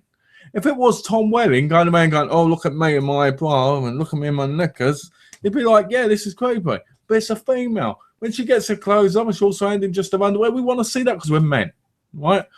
Yeah. All right? So why complain about it? So people need something to bitch about all the time. Exactly. I just want people to. I just wish I could get this thing with this page. So it just puts the zip across the map. Be easy. It would be. I wish it was. But I do think I think Superman, I do think Batman, I think Superman needs to get cut loose eventually after these Justice League movies, maybe. And I think we should just stick with Henry Batman. Cavill's horrible as Superman. Do you really? Yeah. Well, he's already ruined another franchise I love, hasn't he? Ruined Man from U.N.C.L.E. I know that movie pisses you off to no end. Oh, it does. It does. When I watch that, I'm going to make a full-on review about how shit it is. And trust me, everybody goes on about how Tash does her videos. Trust me, this video will be about 4 hours long of me complaining. Break down. In this 30-second clip, we're going to go over this for half an hour. Yeah, in this part of the movie,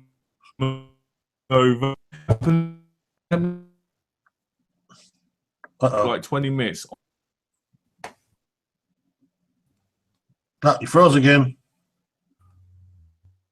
You there? No, you completely froze. Malk.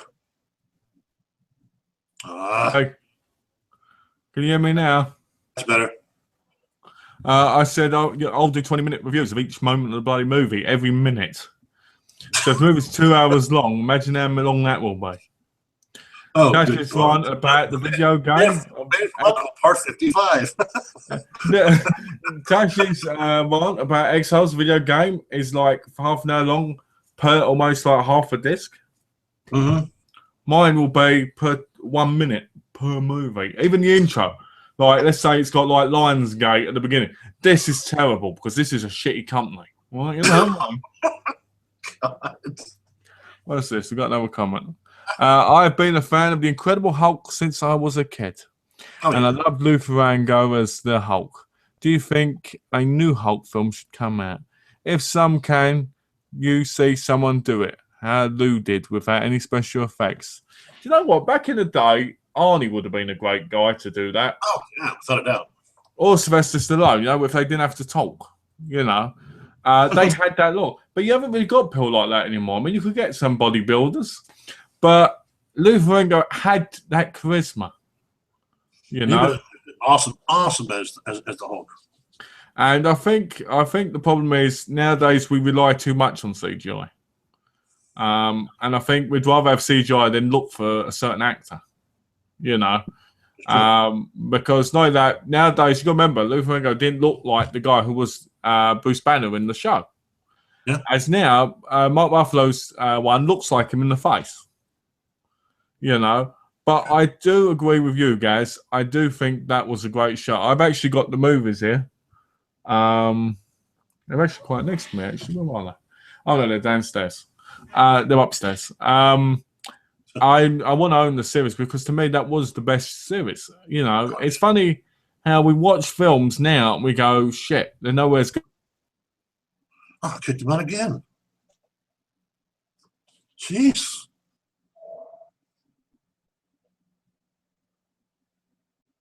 How's your internet connection on your laptop? Fine.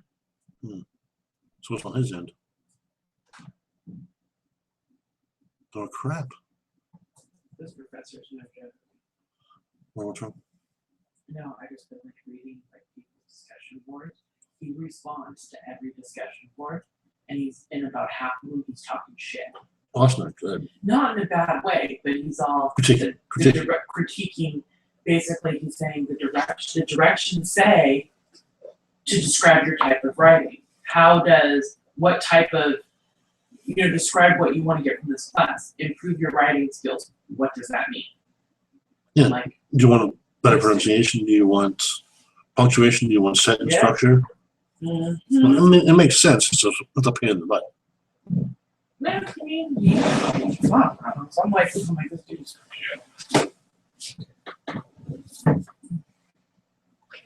Come on back, Malk. to change the filter or something because that water in the fridge is like we're buying water today. We'll take those tubs with us and fill them up at Oh, I don't know. I know Hybrid Notch will come back. It's the third time he got kicked out and he froze a couple of times. I don't know if it's connection or what. Come on back, Milk.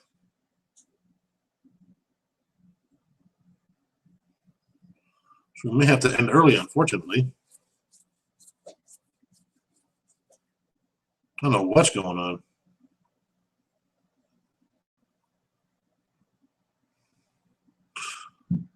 So, Hybrid, is this your first chat you've seen with Malcolm? I don't think I've seen you before. I've done movie mentioned gaming gurus and in the Geeky chat with Malcolm and James.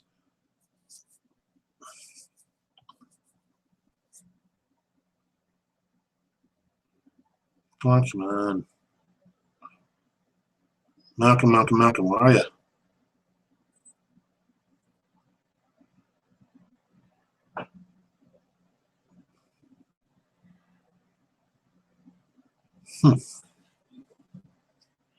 This freaking son. Here we go.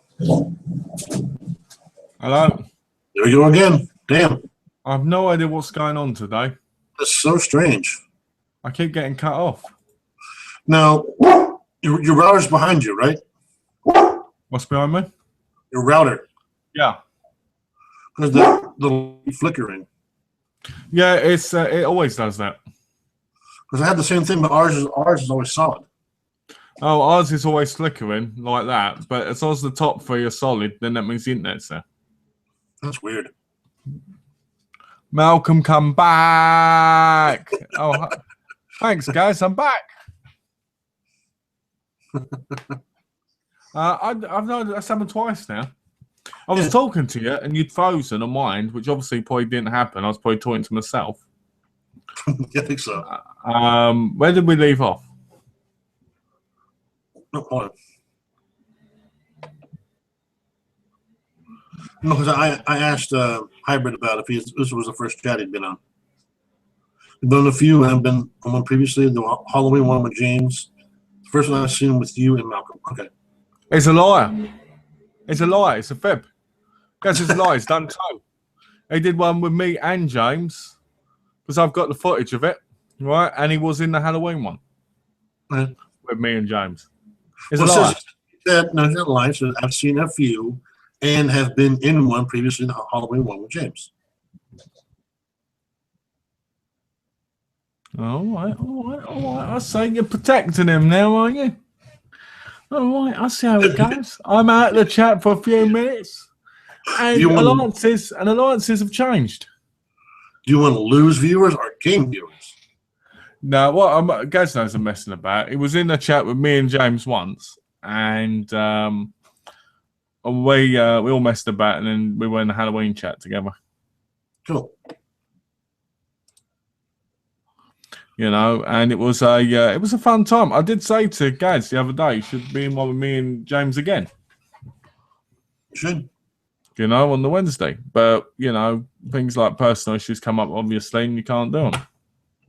So that's what happens. I'm just glad that Gaz can pop by, and I'm glad for all the questions you're asking, mate. That's good. It means a lot.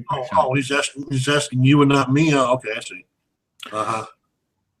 That's how we go. That's how it goes. You say? I see you're a bastard. A bastard, and I'll raise you 2 fucks. Get bastard and 2 fucks. Get. I get it. Yes, I get it. I raise you a bastard and 2 fucks and 1 wanker.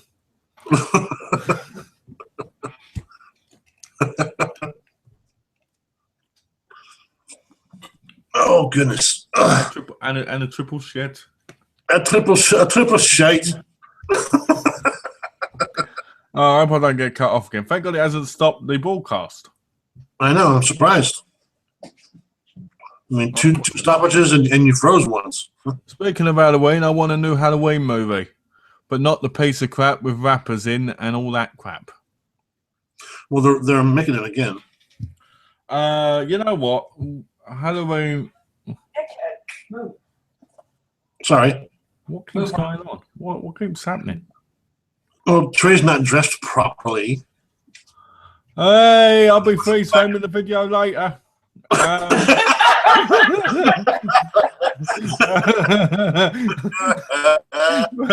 But no, seriously. I'll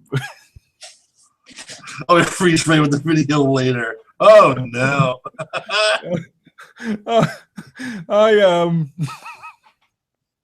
Oh, yeah, what can I say? It had to be said. Yeah, the rapper one, which was Resurrection, was awful. Yeah. The bit where he does kung fu on Michael Myers was ridiculous.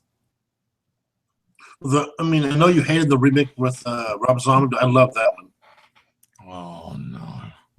Well, the second one he made was atrociously horrible. All right, why don't you explain why you liked the first Rob Zombie movie?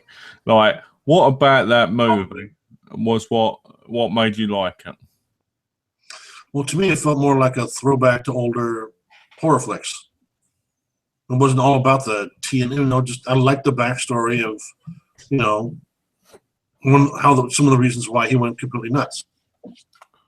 Okay. But he through all that he loved his sister. And that was the only good thing in his life, and then she got taken away. And he got, of course, he did what he did. He got locked up for 20 years or whatever it was. I think Tyler Mane is Michael Myers is menacing beyond belief. Dude's like what? Dude's like 6'10". Yeah. He's monsters. I think the remake is great. I think the intensity's there, the scare is there. I think it's great. Okay, before we continue on, we've got a new commenter. Oh, Cannon Bag. Cannon Bag. Hi, what subject are you talking about? We're talking about the Halloween franchise at the minute, mate. What's this?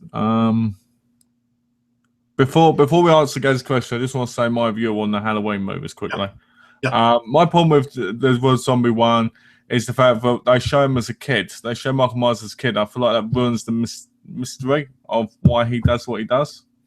I know it shows him in the original one as a kid in the clown outfit, going around and barely killing his sister, right? But in the remake, it shows him complete. It shows he has a dysfunctional family and so forth. His mum's a stripper. We don't need any of that because that ruins the whole mysterious side of what Michael Myers is. In the original, his family looked like a well-to-do class family, standard America. And I think that is something that ruins that movie from the very beginning. Then I think the fact where he puts on the mask before he picks up the mask is also another thing that really irritates me. Where he wears it when he goes in to see his sister. All right. Another thing that irritates me as well is this whole Michael loves making masks, where during the whole franchise, the normal franchise, you don't see him creating masks. You just see him with his mask that he gets from the bloody store, So Michael Myers does not enjoy making masks. He does not have a cleaner like Danny Trejo going, "Oh, hello, Michael, how you doing? Let me take you for a walk." Stuff like that is ridiculous. Right. These are Rob Zombie things that he puts in his crappy movies. Then the whole thing with Dr. Loomis totally ruins the whole character of Dr. Loomis by Malcolm McDowell because he makes Dr. Loomis into a money-hungry piece of crap, and Dr. Loomis isn't that. Dr. Loomis is like... Donald Pleasance was incredible as Dr. Loomis. Exactly. Donald Pleasance and Michael Myers' relationship in the originals were so complex and very father-son-like in a lot of ways. Yeah. Right? But in the remake, it takes all that away and ruins all that greatness you see through the movies. Right? And these are the reasons I don't like the movie. I saw the movie in the cinema. Right? And I wanted to see it. I saw it 1 o'clock in the morning in the cinema the day it came out, and I was so angry when it came out. The second one was atrocious. The second one was atrocious. The bit where the unicorn comes down with his mum on it and picks him up. Come on. How could that even get sanctioned to be in the movie? Pretty bad. Okay, this one is for John. Are you a fan of Supernatural? Yes, of course. And if so, describe all the parts you love and hate. Also, what direction do you believe the show can go in if they carry on beyond season 11? We'll get into all the parts I love or hate, but the parts I love some of the comedy that they intentionally throw in there. Just like there's one scene where like all the like stuff from heaven comes down to earth. Like they have the stick that Moses had when he parted the Red Sea, right? And that's Charlton Heston. And he also he played Moses. Like Dean's like Can I just butt in a minute? Yes. Did you say in the show they've the stick Moses had The part that to part the Red Sea? They've got that in the show. just let me finish. It was relics from heaven. Thank you. Relics from heaven. Thank you very much. And Dean, the character Dean, was like asking somebody, well, what's Chuck Heston's disco stick doing down there anyway? Because Charlton Heston played Moses, so it was funny. And there's a part where it was shot after the show where not Jerry Padalecki, but what's his name? Jensen Ackles was air guitaring the theme to Rocky 3, Eye of the Tiger. Some parts are absolutely hilarious. So basically, they do a lot of kind of inside jokes and homages to other things. Yeah, and doing this, there's an intense stuff, a lot of funny stuff. Happens. So if you're a big movie fan, you'll get a lot of the stuff in the show. I think so. So what are some of the things you hate about it? The fact that some of the characters, besides the two, they're alive, then they die, then they come back from this, then die again. I mean, this, then they die. Just I don't know if they're running out of ideas, but they keep bringing back characters that have been dead 4 seasons, and they come back for 1 episode. Then they're just there's a little bit of that. It's kind of irritating. Do they explain how they're still alive? Oh yeah. Okay. They always do. There's always some kind of spell or something that someone didn't know what they were doing, but they accidentally did it, and they rose them from the dead, or they took them out of purgatory or whatever. So some of that, because to me, just the combination, but the show's still fantastic. But the thing is, the music in the show is all classical rock, so I love that.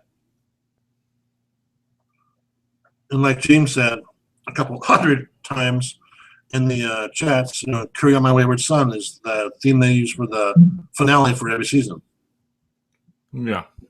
So, Why is it ironic? What? I tell you why it's ironic. And why is it ironic? Because they were from Kansas and the band. Yes, I know. The song of the band Kansas, and the 2 characters are from Kansas. Oh, okay. Yeah. And just like when they do this, they show like a flashback of the entire season that led up to the point of the final episode. Yeah. There's a lot of cool parts of it, but I think hopefully I hope they don't go past season 11 because it's getting a little bit the same. You think so? Yeah, where there's only so many people they can fight, so many demonic forces that they can defeat or get defeated by, or because they don't always win. Yeah. Trazel, hell no, season 12. But I think they could. I think they could probably go to 12, but I think that would have to be the final amount because I just can't imagine the show going further than that because it seems to me, from what I've read up, that they've done nearly everything they could. Yeah, I mean, it could go on for 20 seasons. Yeah, exactly. Because they have this. Their late father left them a book of all this, these curses that because he was a hunter when they were growing up. Yeah, he basically wrote down everything. Because originally they go looking for him, don't they? Yeah. So I mean, I don't know. I've got to start watching it soon because Series 10's coming out, and I've got Series 1 to 9 on Blu-ray. I've just never watched them. I mean, I've never seen a disappointing season from that show at all. My mum, she watched the first and second. She said it was so repetitive, she got bored. Oh no! I mean that's much better after season 2. I thought. Well, me personally, I need to watch it. I've got the Blu-ray, so I might start putting it in at some point and watching it. I think it's like 200 and odd episodes now, on. Yeah, for 10 seasons, so yeah, it was over 200. Yeah, so I need to get into it and watch it. Plus, it's something I need to get into because everyone I know watches it. It's like 226 episodes or something like that. Oh, guys says this. I want to see Jeffrey Dean Morgan brought back somehow and stay until the show finishes. They have done it with other characters, so why can't they make that happen? Well, Jeffrey G. Morgan plays their father. So, Okay. I mean, they can bring him back in flashbacks. I'm not sure how he could stay with the present tense. I don't see how they can do that. Flashbacks are such a sellout, though, in some cases. I mean, like Lost and Arrow, they have so many bloody flashbacks. Sometimes you're confused what's going on. Yeah, but I mean, I'm sure they could find a way to do it, but I think that'd be a bit of a mistake. He's been, they still talk about him, in every season. Someone who knew their father, knew them when they were kids, when they were hunting with their father or whatever. He's always brought up. I think that's good because in most times when characters die, you just end up not hearing about them at all. I saw an article like 3 or 4 weeks ago that said that, they want to somehow bring that character back in some form. Yeah. I mean, I hope it's not full time, but I mean, I get a flashback or maybe it's the final episode. I mean, they could do what they did with Dexter Morgan and Dexter. They could have him pop up maybe as a spirit or something, talking to him. Yeah.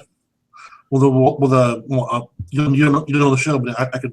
There's other characters that have popped up in some of my spirit form that have passed away before. I mean, what do you think is going to happen in the end? Do you think they'll die? I think that the character Dean is going to die because he said it for a lot of the seasons that he's going to die with his boots on. No. He said he's probably going to die either by a gun or by a blade. Hold on, he's going to die with just his boots on. No, yeah, die with his boots on. So just his boots. Fighting. No, weirdo, just fighting. That's going to be really weird. He's going to die with his boots on. He says he's going to die with his boots. He didn't say anything else. He said just with his boots on. It's an American saying. I'm sorry if you don't get it. Oh, okay. So someone's like, boots on, so he's going to be completely naked and he's going to die. And that's going to be a real incredible moment, isn't it? How do we finish the show? Running naked in boots and getting sliced. Yeah, final episode of Supernatural. Full frontal on Jared Eccles. That'd get a lot of views, wouldn't it? Oh, they'd go over the top of that one. Oh, do that in the season finale, you get another one.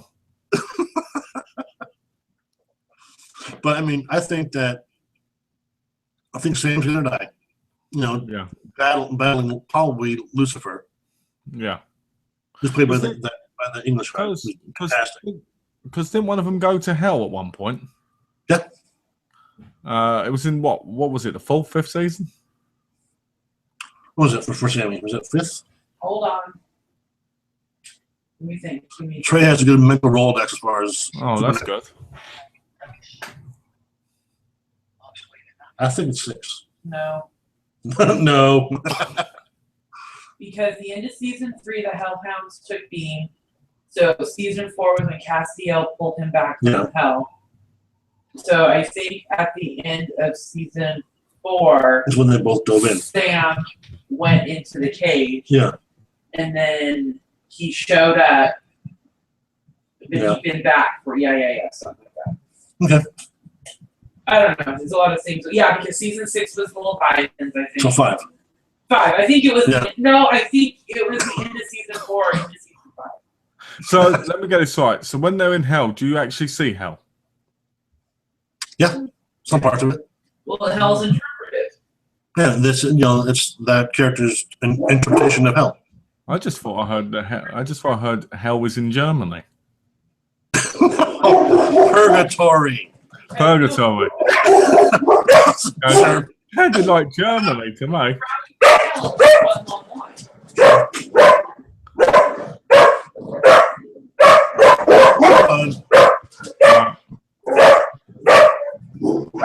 Would you two quit?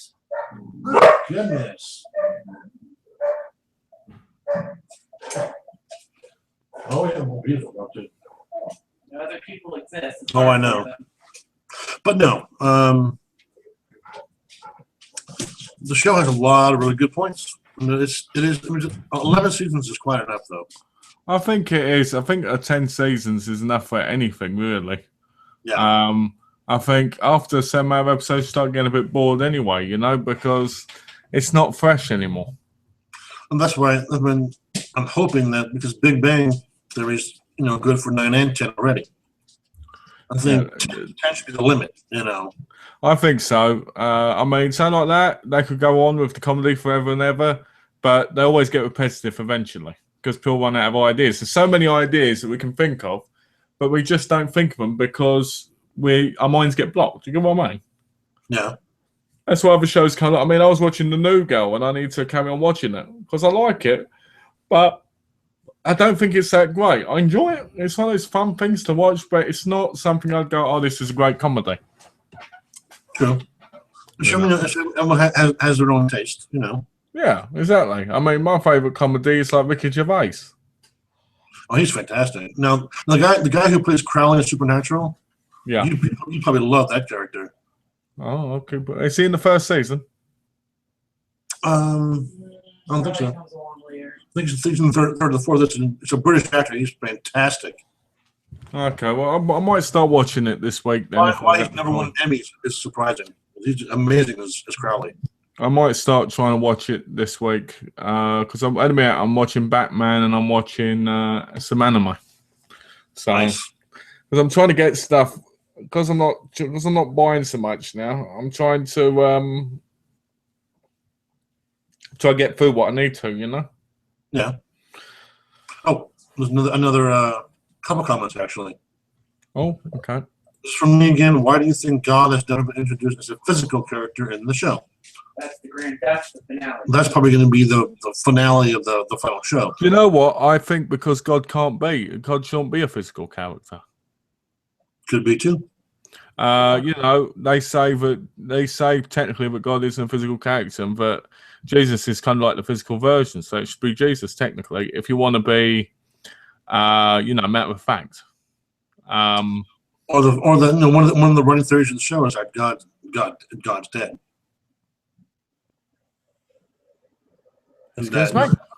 One of the theories of the show is that God is dead, and that heaven's being run by angels and whatever else. It's just a theory. I have to sell my collection now. I can't watch it. It's a theory by fans, not by the show. Oh, it's by the show. Oh, thank God for that. By fans, not the show. Oh, well, you know what? I think what's this? I didn't read this whole thing because I didn't read it. Angels. The thing is with angels, in my view, is angels. There are stories of angels coming down and helping people in reality. Yeah. So I think it's great to see angels in shows. Lucifer himself, you see a lot of things of like him in people and stuff. As with God, if I was going to see the end of a show and it had to do with God, I'd like to see like a Jesus character. Just because to me that would be kind of more realistic.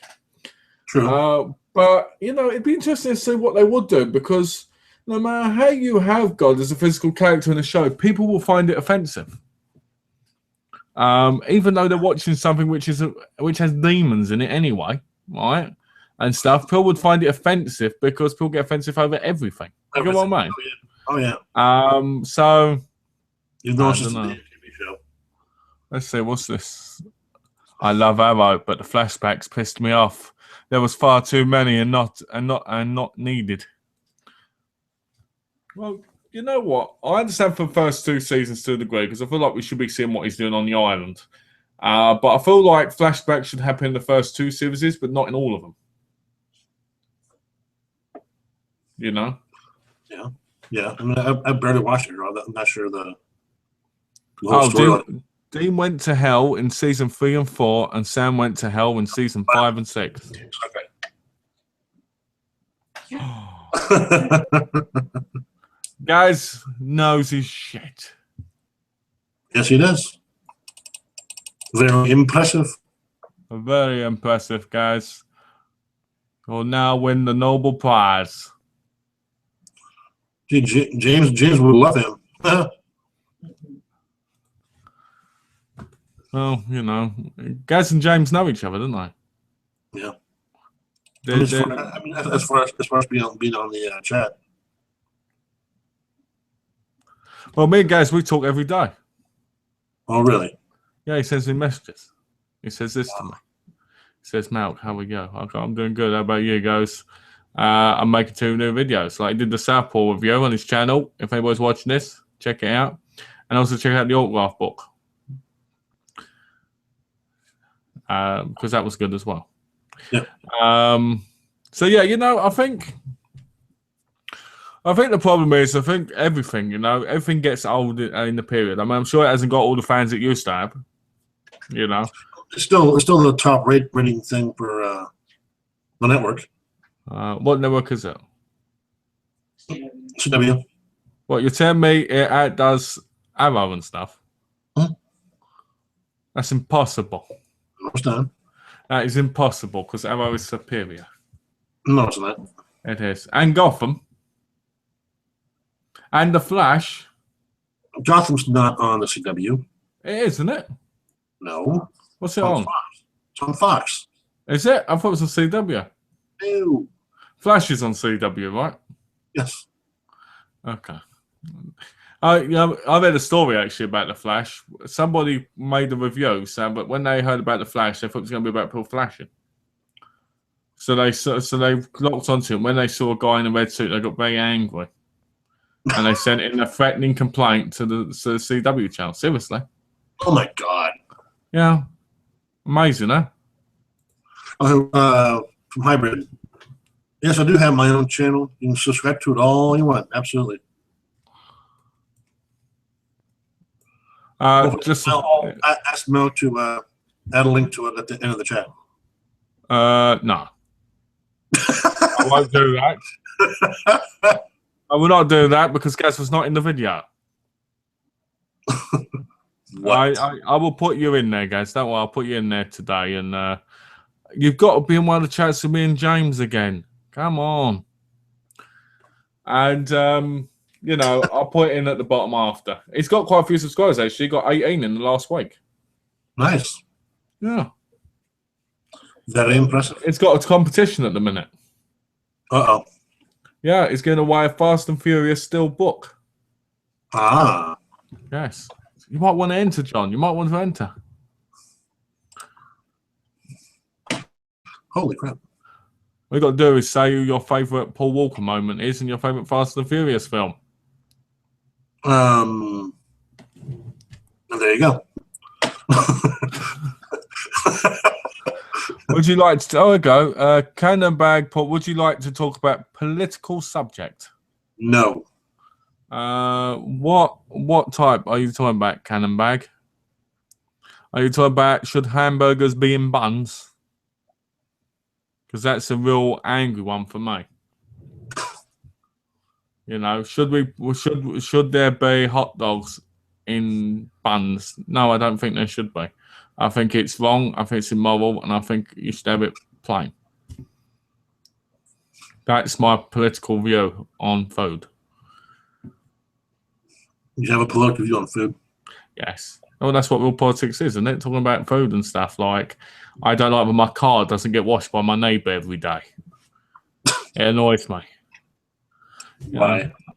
Stuff like that. I thought that's politics. You know what I mean?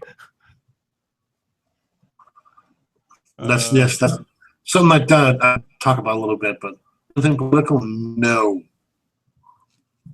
Well, the thing is, I think the thing is, if you bring up something like, I'm not going to talk about it, obviously, but I'm saying if you bring up something like Donald Trump, Hillary Clinton, that you could talk about it for ages, and someone's going to get angry about it, and there's going to be arguments around it somehow, because there always is in politics. Or the political race, I don't care. Exactly. I don't think most people do. And if it was something, what's this? U.S. policy in the world. No. No. I will no. I have no desire to talk about that. This is not what this chat's for. No, it's not. To be honest with you, it's not about that, but I appreciate you adding to the chat, Cannon Bag. Yes, very much, but that's if you'd like to ask about another subject, anything else, we'd love to hear it. No. Because political subjects, to be honest with you, they can be really touchy. Let's say, for instance, I bring up something, John brings up another. We could end up saying, that's wrong, this is wrong, and it gets in a terrible debate. And this is a geek thing. It's not about, politics. If it was geek and politics. Okay, on to something I love very much. Vampires. I love all things vampires, but what do you both think of the current vampire shows and movies? And what would you change about them? And what actors and actresses would you like to see in vampire shows, movies? And then Gaz goes on to, hey, John, I'd like to suck your blood. The last part wasn't in there, just so you know. Oh, come on, he likes vampires. I had to add that bit in there. You know what? I'll let John go first because John's a big vampire fan.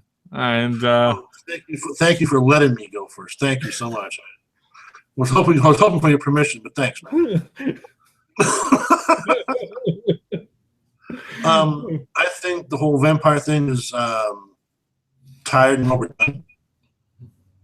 Watched the first few episodes of Vampire Diaries or what it was. Really, that to me is just that's a big old Twilight ripoff. Part of it is. As far as I'm not a huge fan of vampire movies whatsoever. The Twilight movies, they're okay. I appreciate a couple of them. Did you say the Twilight movies are okay? A couple of them are, yes. So So basically, the whole world's just lost major respect for you in that comment. The Twilight movies are okay. Okay. I could crack millions of jokes about this, John. You're opening a can of worms here.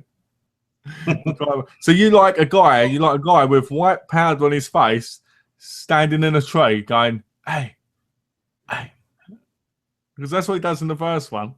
You imagine that? That'd be hysterical. Hey, John. I like the last one with the battle at the end. Yeah. Happy to watch it. Happy wife. Thank you.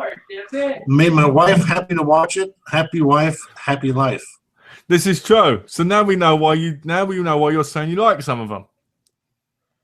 That and somewhat enjoyable parts, yes. Oh dear. You know what? I have to agree. As somebody who does watch stuff with the wife sometimes, I find I end up watching stuff sometimes like Twilight. If Donna wants to watch something and enjoying it, because I think you end up enjoying it more as well because you're with your partner. Without a doubt, because Trey read all the books, and she has the audio books and the whole deal. Yeah, so she knows that stuff backwards, forwards, upside down. So once you saw the movies, I can ask her certain parts. Was that in the books? Was that? And we had a great time. The movies are okay, but watching with her adds so much to the actual story. Obviously, because you find that more bad, didn't you, as well? Not like you're gonna watch Twilight when you're home alone. Exactly. You'd watch the Home Alone movies. Not what she said. She says not like I would watch Twilight if I'm home alone. Well, do you know what? Between you and me, I own all the Twilight movies. And time.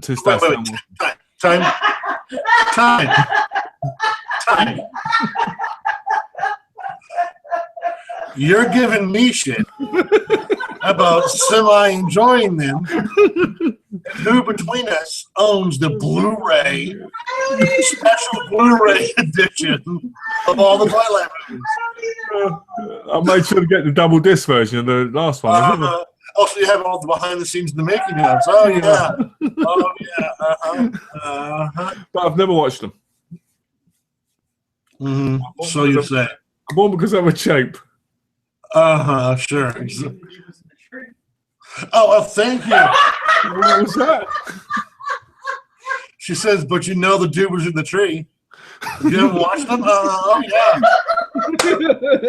My sweetie saves me. Thank you. This will be the last time I'm allowed to hang out during chat time. Oh, dear. That's brilliant. Oh, that was great. That was great. I've got to admit, that was a great hit right there. That was fantastic. I like the first Twilight movie a lot for the soundtrack and the love story. Yeah. I don't agree with the sparkle crap, but it is what it is. But the first one to me was great. Rob gets slagged off for it, but he is a great guy in real life and a great actor. Well, I think she's still laughing. Breathe. Breathe. Wait. Let it come and don't just get your breath back. There you go. I think the first Twilight movie was really cheesy. But Robert Pattinson beyond Twilight movies is actually a pretty good actor. Well, I remember reading an article about Rob Pattinson where he said he didn't like looking at vaginas because they made him feel sick. Seriously, it's a real article. That's odd. It said it made him feel sick, right? It was in an article when he was doing like some sort of Vogue thing. Yeah. He said in the article that it made him feel sick looking at women's genitalia because it was a very awkward thing for him, and he never liked it. So I was like, well, how does he, be with a woman, obviously? So it was a bit of a weird moment, but yeah, I thought I'd add that in there while it was there. Weird. Yeah. Yeah, but I mean, he's done other stuff that's been pretty awesome. I mean, yeah, he's a great actor. He's really a great actor.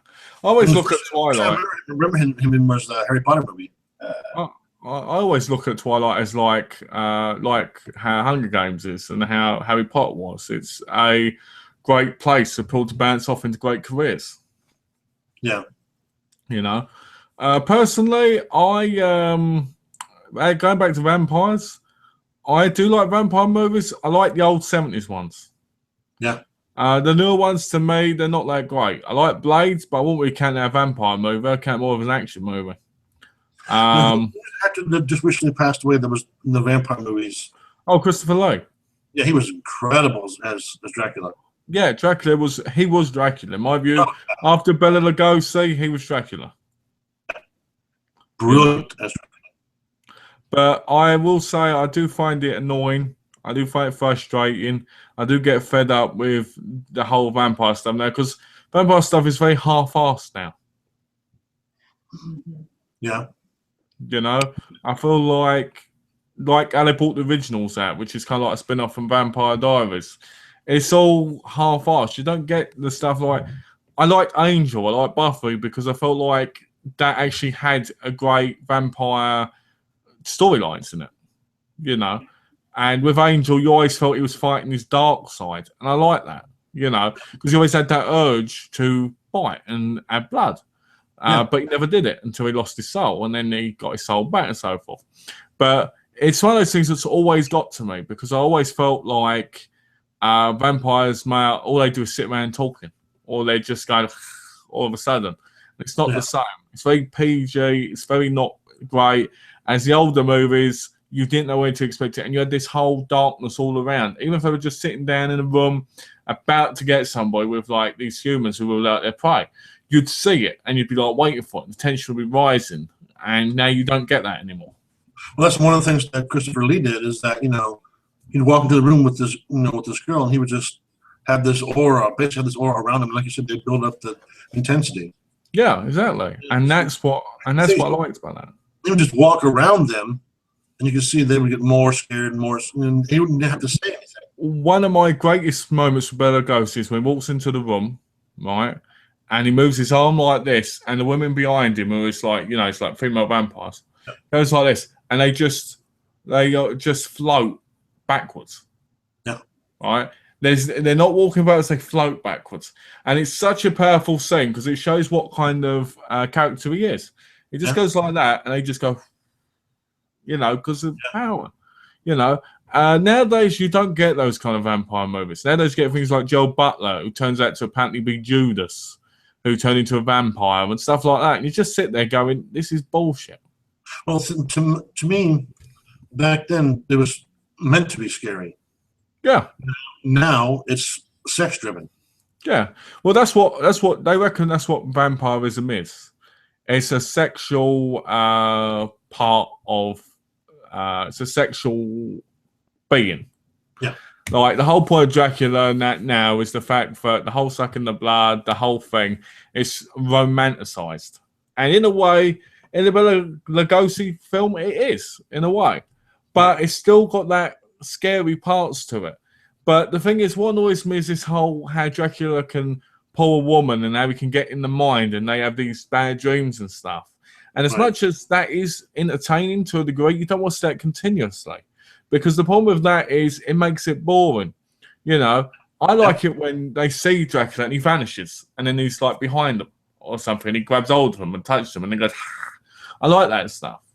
I don't want them to be constantly in the nightmares and that because it doesn't add the tension like it used to because we know what's going to happen. It's going to get into their mind, they're going to have bad dreams, and they're going to kill them. Yeah, because, you know, everyone's seen movies that make it, that, you know, with the jumps and the scares and then, you know, if you have it just be intense, really intense, all that other stuff's not even going to matter. Oh, with Christopher, sorry. Okay. With Christopher Lee's character, he could be on the other side of the road and he could look at the woman, and the woman would keep eye contact with him the whole time he was all across the road, and he'd be walking, but it'd be like he was floating along, right? And his eyes would not blink. And he'd just be staring at them, and you could tell they were under his control at that moment, all right? And he'd under his chest cut open, and they'd start licking that blood, and you just knew it without all this crazy crap about bad dreams and shit. You just knew that he had them under his spell. Yeah, you know, and it was just the way he was. Christopher Lee was incredible, and that's what I like about Bela Lugosi and that. As now, I feel like all the characters that do play Dracula or do play a vampire, they're awful. Well, that the one that came out was supposed to be one of, you know, the new Dracula backstory that he became Dracula because his family was killed and all that. It's like, and there's so much CGI and crap in that movie. Oh, Dracula Untold. Yeah. I haven't seen it, but I was going to. It's so over the top. Isn't that the one where he turns into bats? It's just awful because the thing is, the problem is nowadays we can't make a great Dracula vampire movie because we live in a world now where CGI takes over everything, and CGI is not what it's about. You know, the thing about vampire movies is they have to be real. You know, vampires are supposed to be like humans. They're supposed to be real-looking beings. We're supposed to be able to not be able to tell the difference between them and us. With CGI, it changes everything. You know, and it destroys everything. Okay. I thought it was cut off then. Right. And it just annoys me because vampire movies are something that we're supposed to enjoy. They're supposed to be something real. They're supposed to be something that is supposed to be real to us, you know. And it's Hold on, you're freezing. Hold on. Hold on, you're freezing up. Okay. Now you're frozen again. Am I back? Yes. Am I back? Try it now. Hello, am I back? Your voice, but you're still frozen. Let me refresh the cam in case that helps. Okay. Is that better? Hold on. Still thinking. Hold on.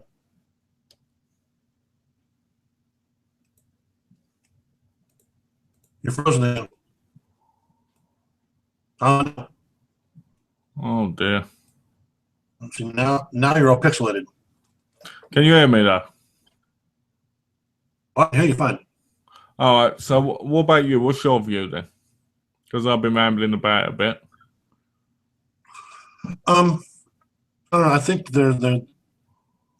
it's impossible now with the way acting is now. It seems like to build up any intensity without some kind of nudity or blood or CGI doing everything for you. Well, you know, the Dracula movies that we grew up with weren't all about, you know, the blood gushing and all. It was never about that. It was about him just, like you said earlier, overpowering women with his mind, just, you know, for their blood or for their love or whatever, or, you know, for their sex, whatever. The thing is, they didn't show didn't show the sex scenes back then. They didn't have to. No. Those movies carried. The characters carried those movies. Yeah. And I don't think there's anyone nowadays that actually pull that off, in my opinion. I think it's the era that they were made in. I think we've surpassed that era, and I think vampires are too modern age now. Yeah.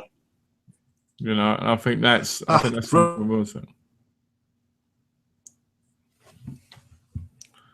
Oh dear. Let me have a look. Oh my God.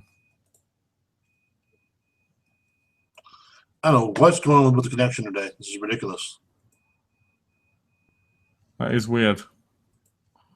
Yeah, your West thing's way behind. Is it? Like at least 5 seconds behind. I hate when this happens. But yeah, I think we live too much more in the modern age now. And I think it takes away from what they were. Yeah, for sure. And I think that's something that people like you and me say, but a lot of people like who are born now will never understand. Yeah, people grow up around that. That's what they're used to.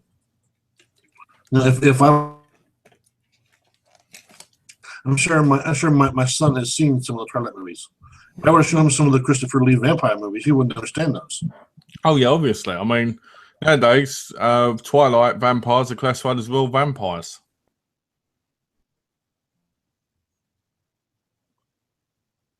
Yeah. But to me, they're not, They're not. So it annoys me. But again, happy wife. She enjoys the movies. I watch them with her. So. Well, you know what? If Donna said to me, I don't know, do you want to watch, let's say, what would be awkward? She says to me, do you want to watch, let's say, the most feminine film in the whole world? I'd say, sure, if you want to watch it together, we will, because it won't bother me, because I'm watching it with her. So I understand exactly where you are, Right. I understand the exact thing, because I would do it in a heartbeat. So, Well, I understand, trust me. I don't know what's happening with the connection today. You're just pixelated and the video's way behind. I don't know what it is. I don't know what it is. I think it's Google seems to be playing up, but they're separating, aren't they, from YouTube soon? So who knows? They're leaving YouTube soon, which makes me wonder about the Hangouts, whether or not the Hangouts will actually be on YouTube anymore. That would suck. But I think we can do the same Hangout similar on YouTube. I think so. I think you can do it for live streaming thing. Well, that's what Kevin Smith does every Friday night. But I think it's a lot more complicated to do. But I'm not sure. I'll figure it out. When the thing happens, I'll figure it out. I don't mind. I'm sure if they split, Google will find some other company that restream. Did you play any Spandau Ballet yesterday? Not yet. Okay, cool. I have it, but I'm gonna have an 80s night. So when's your 80s night? Probably a couple weeks. All right. Well, you let me know. Hopefully, it'll be on the day I can listen to it live. And I'm going to have some Spandau, probably some Men at Work, Flock of Seagulls, Adam Ant. Nice. Oh yeah. Nice. I wonder is Gaz still there? Gaz hasn't commented in a while, so I wonder if he's still there. I don't know. I'm not sure what happened. I asked him great questions for a while, then just stopped. Guys, if you're still there, give us a hi. Let us know. And you, Cannon Bag. Sunday. So yeah, Tuesday we're going to go to the mall, and I'm going to hopefully record some footage because I'm trying to do a vlog every Tuesday. Something different every time. Yeah, so I'm hoping that I can do that. And there's a mall near here that I used to go to all the time. Oh, but, okay. when I was growing up. We've got a comment. I have to go, guys. Thank you so much for allowing me to ask questions. You've been superb hosts. Enjoy the rest of your weekends and take care. Please join us again, guys. Yeah, please. Most definitely. Next Saturday, be here. Yeah, please do. We brought some great questions, and I appreciate it. And thank you, and have a nice day yourself. You added a ton to the chat. Thanks. Yeah. So, what were you going to say about them all? No, just the one that is kind of near us that I used to go to when I was a kid. We used to be packed with people. You go there now, it's like a ghost town. Yeah, it's funny because around here it's really busy. Like if I go to the mall here, it's crowded. Yeah. You know, the Linwood one is massive. You go there and there's hundreds of people in there, and it's so amazing because when you go to shops, there's no one in them, but there's everybody in the store area. You know, in the walkway. Yeah. So I'm. That's when we'll be busy now. Is like Christmas time. Yeah, exactly. I mean, I'm open to going FYE. I'm open to see some good bargains in there. FYE isn't the best place because they charge $400 for a $100 set, which is ridiculous. Yeah. But consider because I've got membership and I'll get 10% off anyway. So. And just don't mention any sports. I won't mention sports. Sports. I've got to make sure. Actually, I've got to make sure that card's in my wallet. Yeah, I get 10% off or 20% off on my birthday. Nice. So 20% off at like a $2 DVD is only 20 cents, but it adds up. Well, yeah, of course. So well, if you do buy 40 at a time, you just save some money, you know. That's true. Actually, you do. You save what, about $4? More than that. If it's 20 cents, say you buy like $400 worth of shit. Yeah, that's true. You're saving $8. That's true. Yep. I can't believe I figured that out wrong. And my own name will be disgusted in me for my bad maths. You know. I was taught my class of maths for years and years and years, so I left school. Because my mum and my nan, when I was a little baby, they taught me mental arithmetic, you know? Right. And I used to be able to quote quote the explanation in like less than a second. If we used to go in the store and my mum used to go, how much does this come to? I used to be able to figure it out within seconds. Most of the time I'm decent with it. And actually, if you're saving 20%, you're going to save $80, not $8. So. Okay. Yeah. So I mean, saving $80 is pretty awesome. Yeah, I mean, yeah, you're right on that one.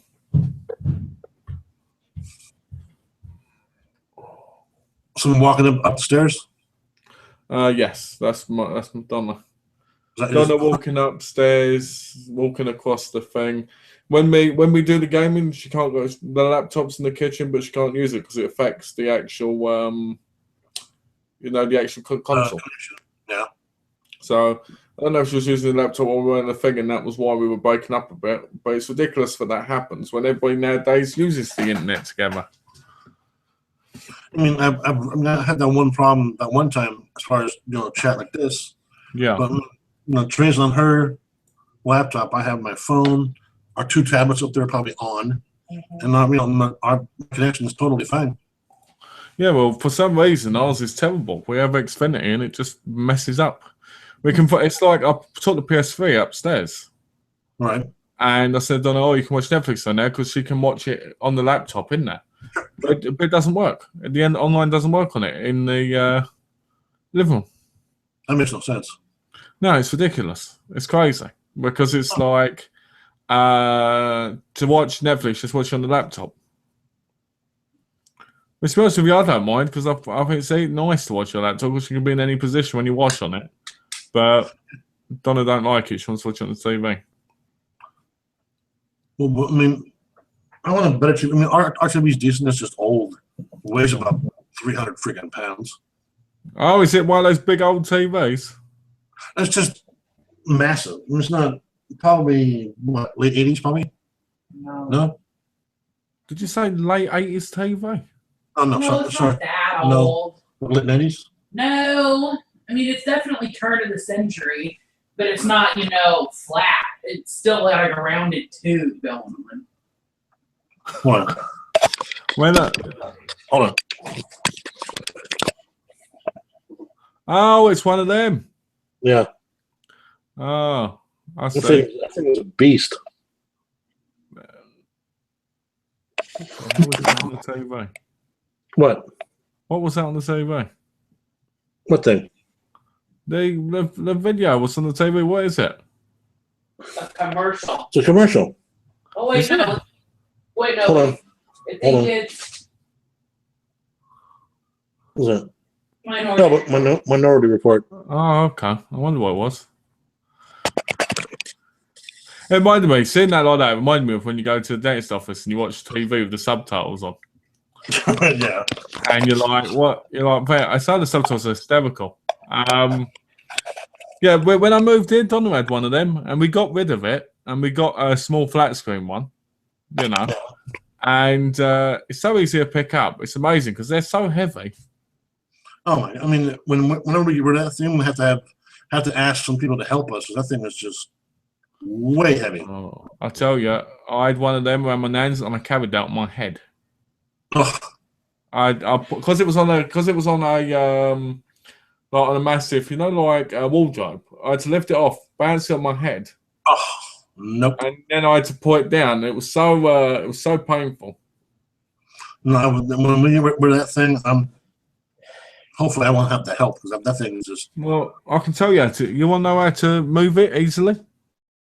How's that? What you do is you pull it all apart and just take it by components. Or just take a sledgehammer to it.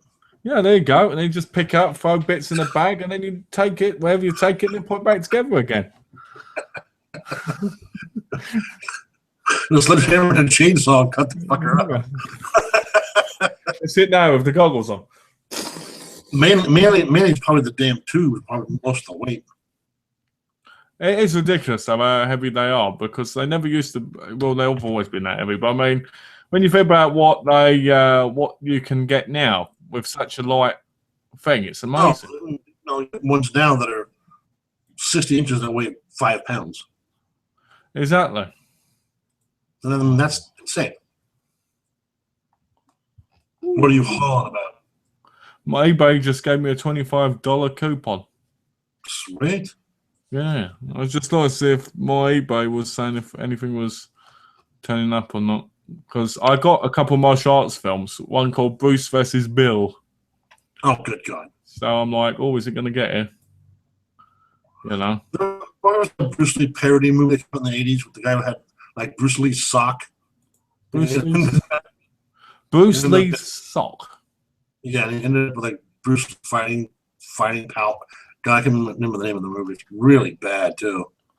Well, I've noticed there's a lot. I've noticed there's a lot of Bruce Lee clone movies that I've never seen.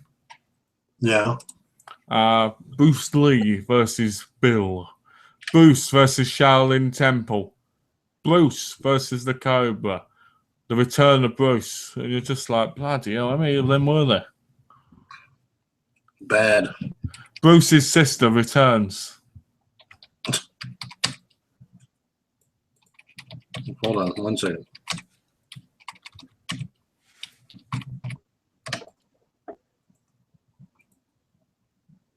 No. Doesn't move at all, that. I can't remember the name of it, damn it. Something like I know my name is Bruce or something like that. My name is Bruce. Never heard of it. I'm trying to remember because it was completely ridiculous. Yeah. Well, no, they call me Bruce. That's what it is. They call me Bruce, and he goes against the sock. If I remember, it's been 30 years since I saw it. So, yeah, 1982, and they have a sequel to it too. Oh, okay. Oh. A goofy Korean finds his life hopelessly complicated, with people continually confusing him with Bruce Lee. I don't know how they can confuse people with Bruce Lee at all. Well, Johnny Yoon plays Bruce. Hmm. Where am I? Well, there's so many of them, and I've never realised how many there were. until until I basically looked them up. Yeah. I do prefer the Bruce Lee ones the most, though. Oh, yeah, there's so many Bruce Lee movies. It's ridiculous. I love Bruce Lee. Bruce Lee and Bruce Lee and Bruce Ty and Bronson Lee. They're all bad. Oh yeah, well, they're paid a bunch to be bad. So Do you remember Bruce Ty? no. Bruce Ty was like a Thai version of Bruce. Then he just was like his face was like this. Bruce Ty with T-I? Thai. Bruce Ty. Hold on. Was it T-A what? Thai. Bruce Ty. T-H? AI. Yeah. Bruce Ty. Oh my Lord. You look at his face. He looks nothing like him. The clones of Bruce Lee. Here we go. Oh, there's no picture. If you look on Google, there will be. Let me have a look. Google star. The clones of Bruce Lee. Oh, are we? Come on. I've got it in my thing. I think I've actually got a picture of him. So it was in my review, wasn't it? Welcome stuff. Bruce Ty, you there, Bruce Ty? Bruce Ty's gone. Gone but not forgotten. Oh, here we go. Oh yeah, I can see that. Yeah, it's not. Not really all that close. No, it looks nothing like him. It looks nothing like him at all. But there he is with the sunglasses and the black wife beater on. There you go. There you go. Oh, good Lord. It's him. This YouTube video with him fighting a guy in the pagoda in a Muay Thai outfit. Good Lord. It's ridiculous. Yeah. But that's him. Bad. Best Bruce Lee clone ever. That's horrible. Good Lord. I still think the best one was the best Bruce Lee clone was Dragon Lee and then Bruce Lee. Dragon Lee looked a lot like him. A lot like him. Yeah, and Dragon Lee looked good. I like Dragon Lee because I thought he actually had the intensity. My computer's really playing up today. It's really. I mean, he looks a lot like him. He does. He's a lot better. I like him. I like. I wonder what happened to him. I know he ended up working on Korean films, producing, and he runs his own restaurant. Oh wow. And if people go, I remember you, you're Dragon Lee, you're Bruce Lee clone, he gives them a free meal. Yeah, it says moved to Seoul South Korea. He's a television actor and producer. Yeah. What a family. And he gives free, and he helps the homeless. Well, that's pretty awesome. Yeah, somebody wanted to do a documentary on them, you know, the Bruce Lee clones. Yeah. But they needed 95 grand for it, but they ended up only getting 2 grand. Huh. What a trip.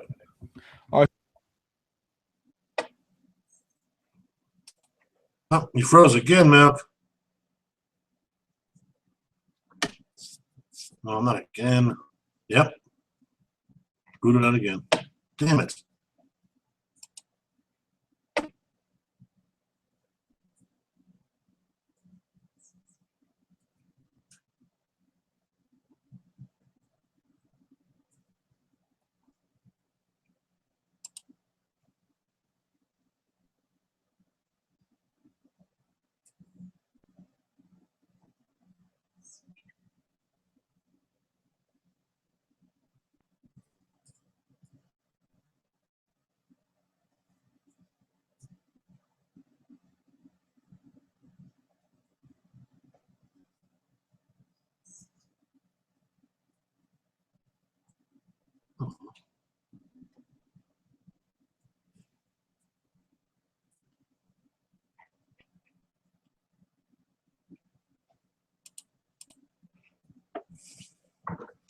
Come back one more time, Malk.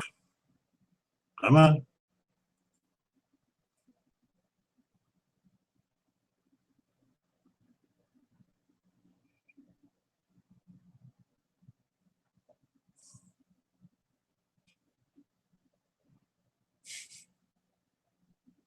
See, I pooped him out. He's all pooped. What are you doing?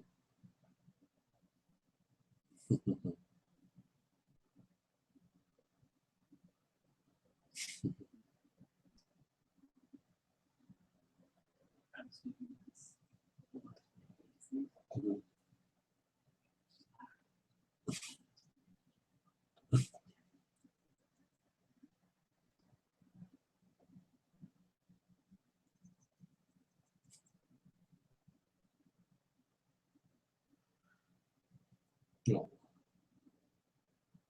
Or continue. Oh, I do it. Hi.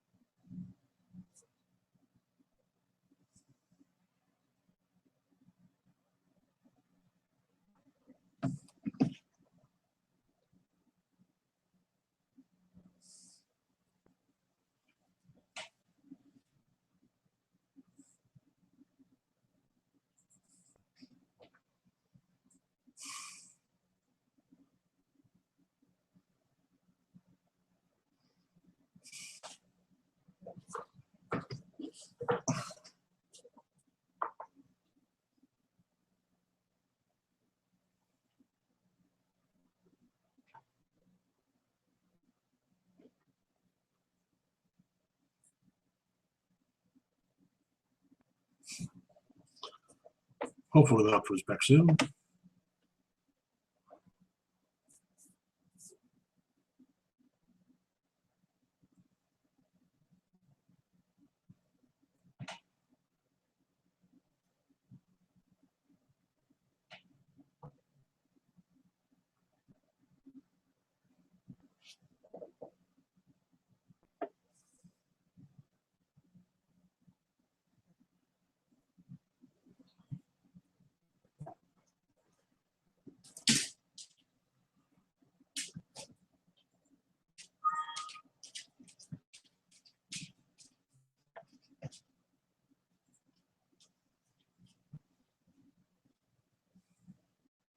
Come on, milk.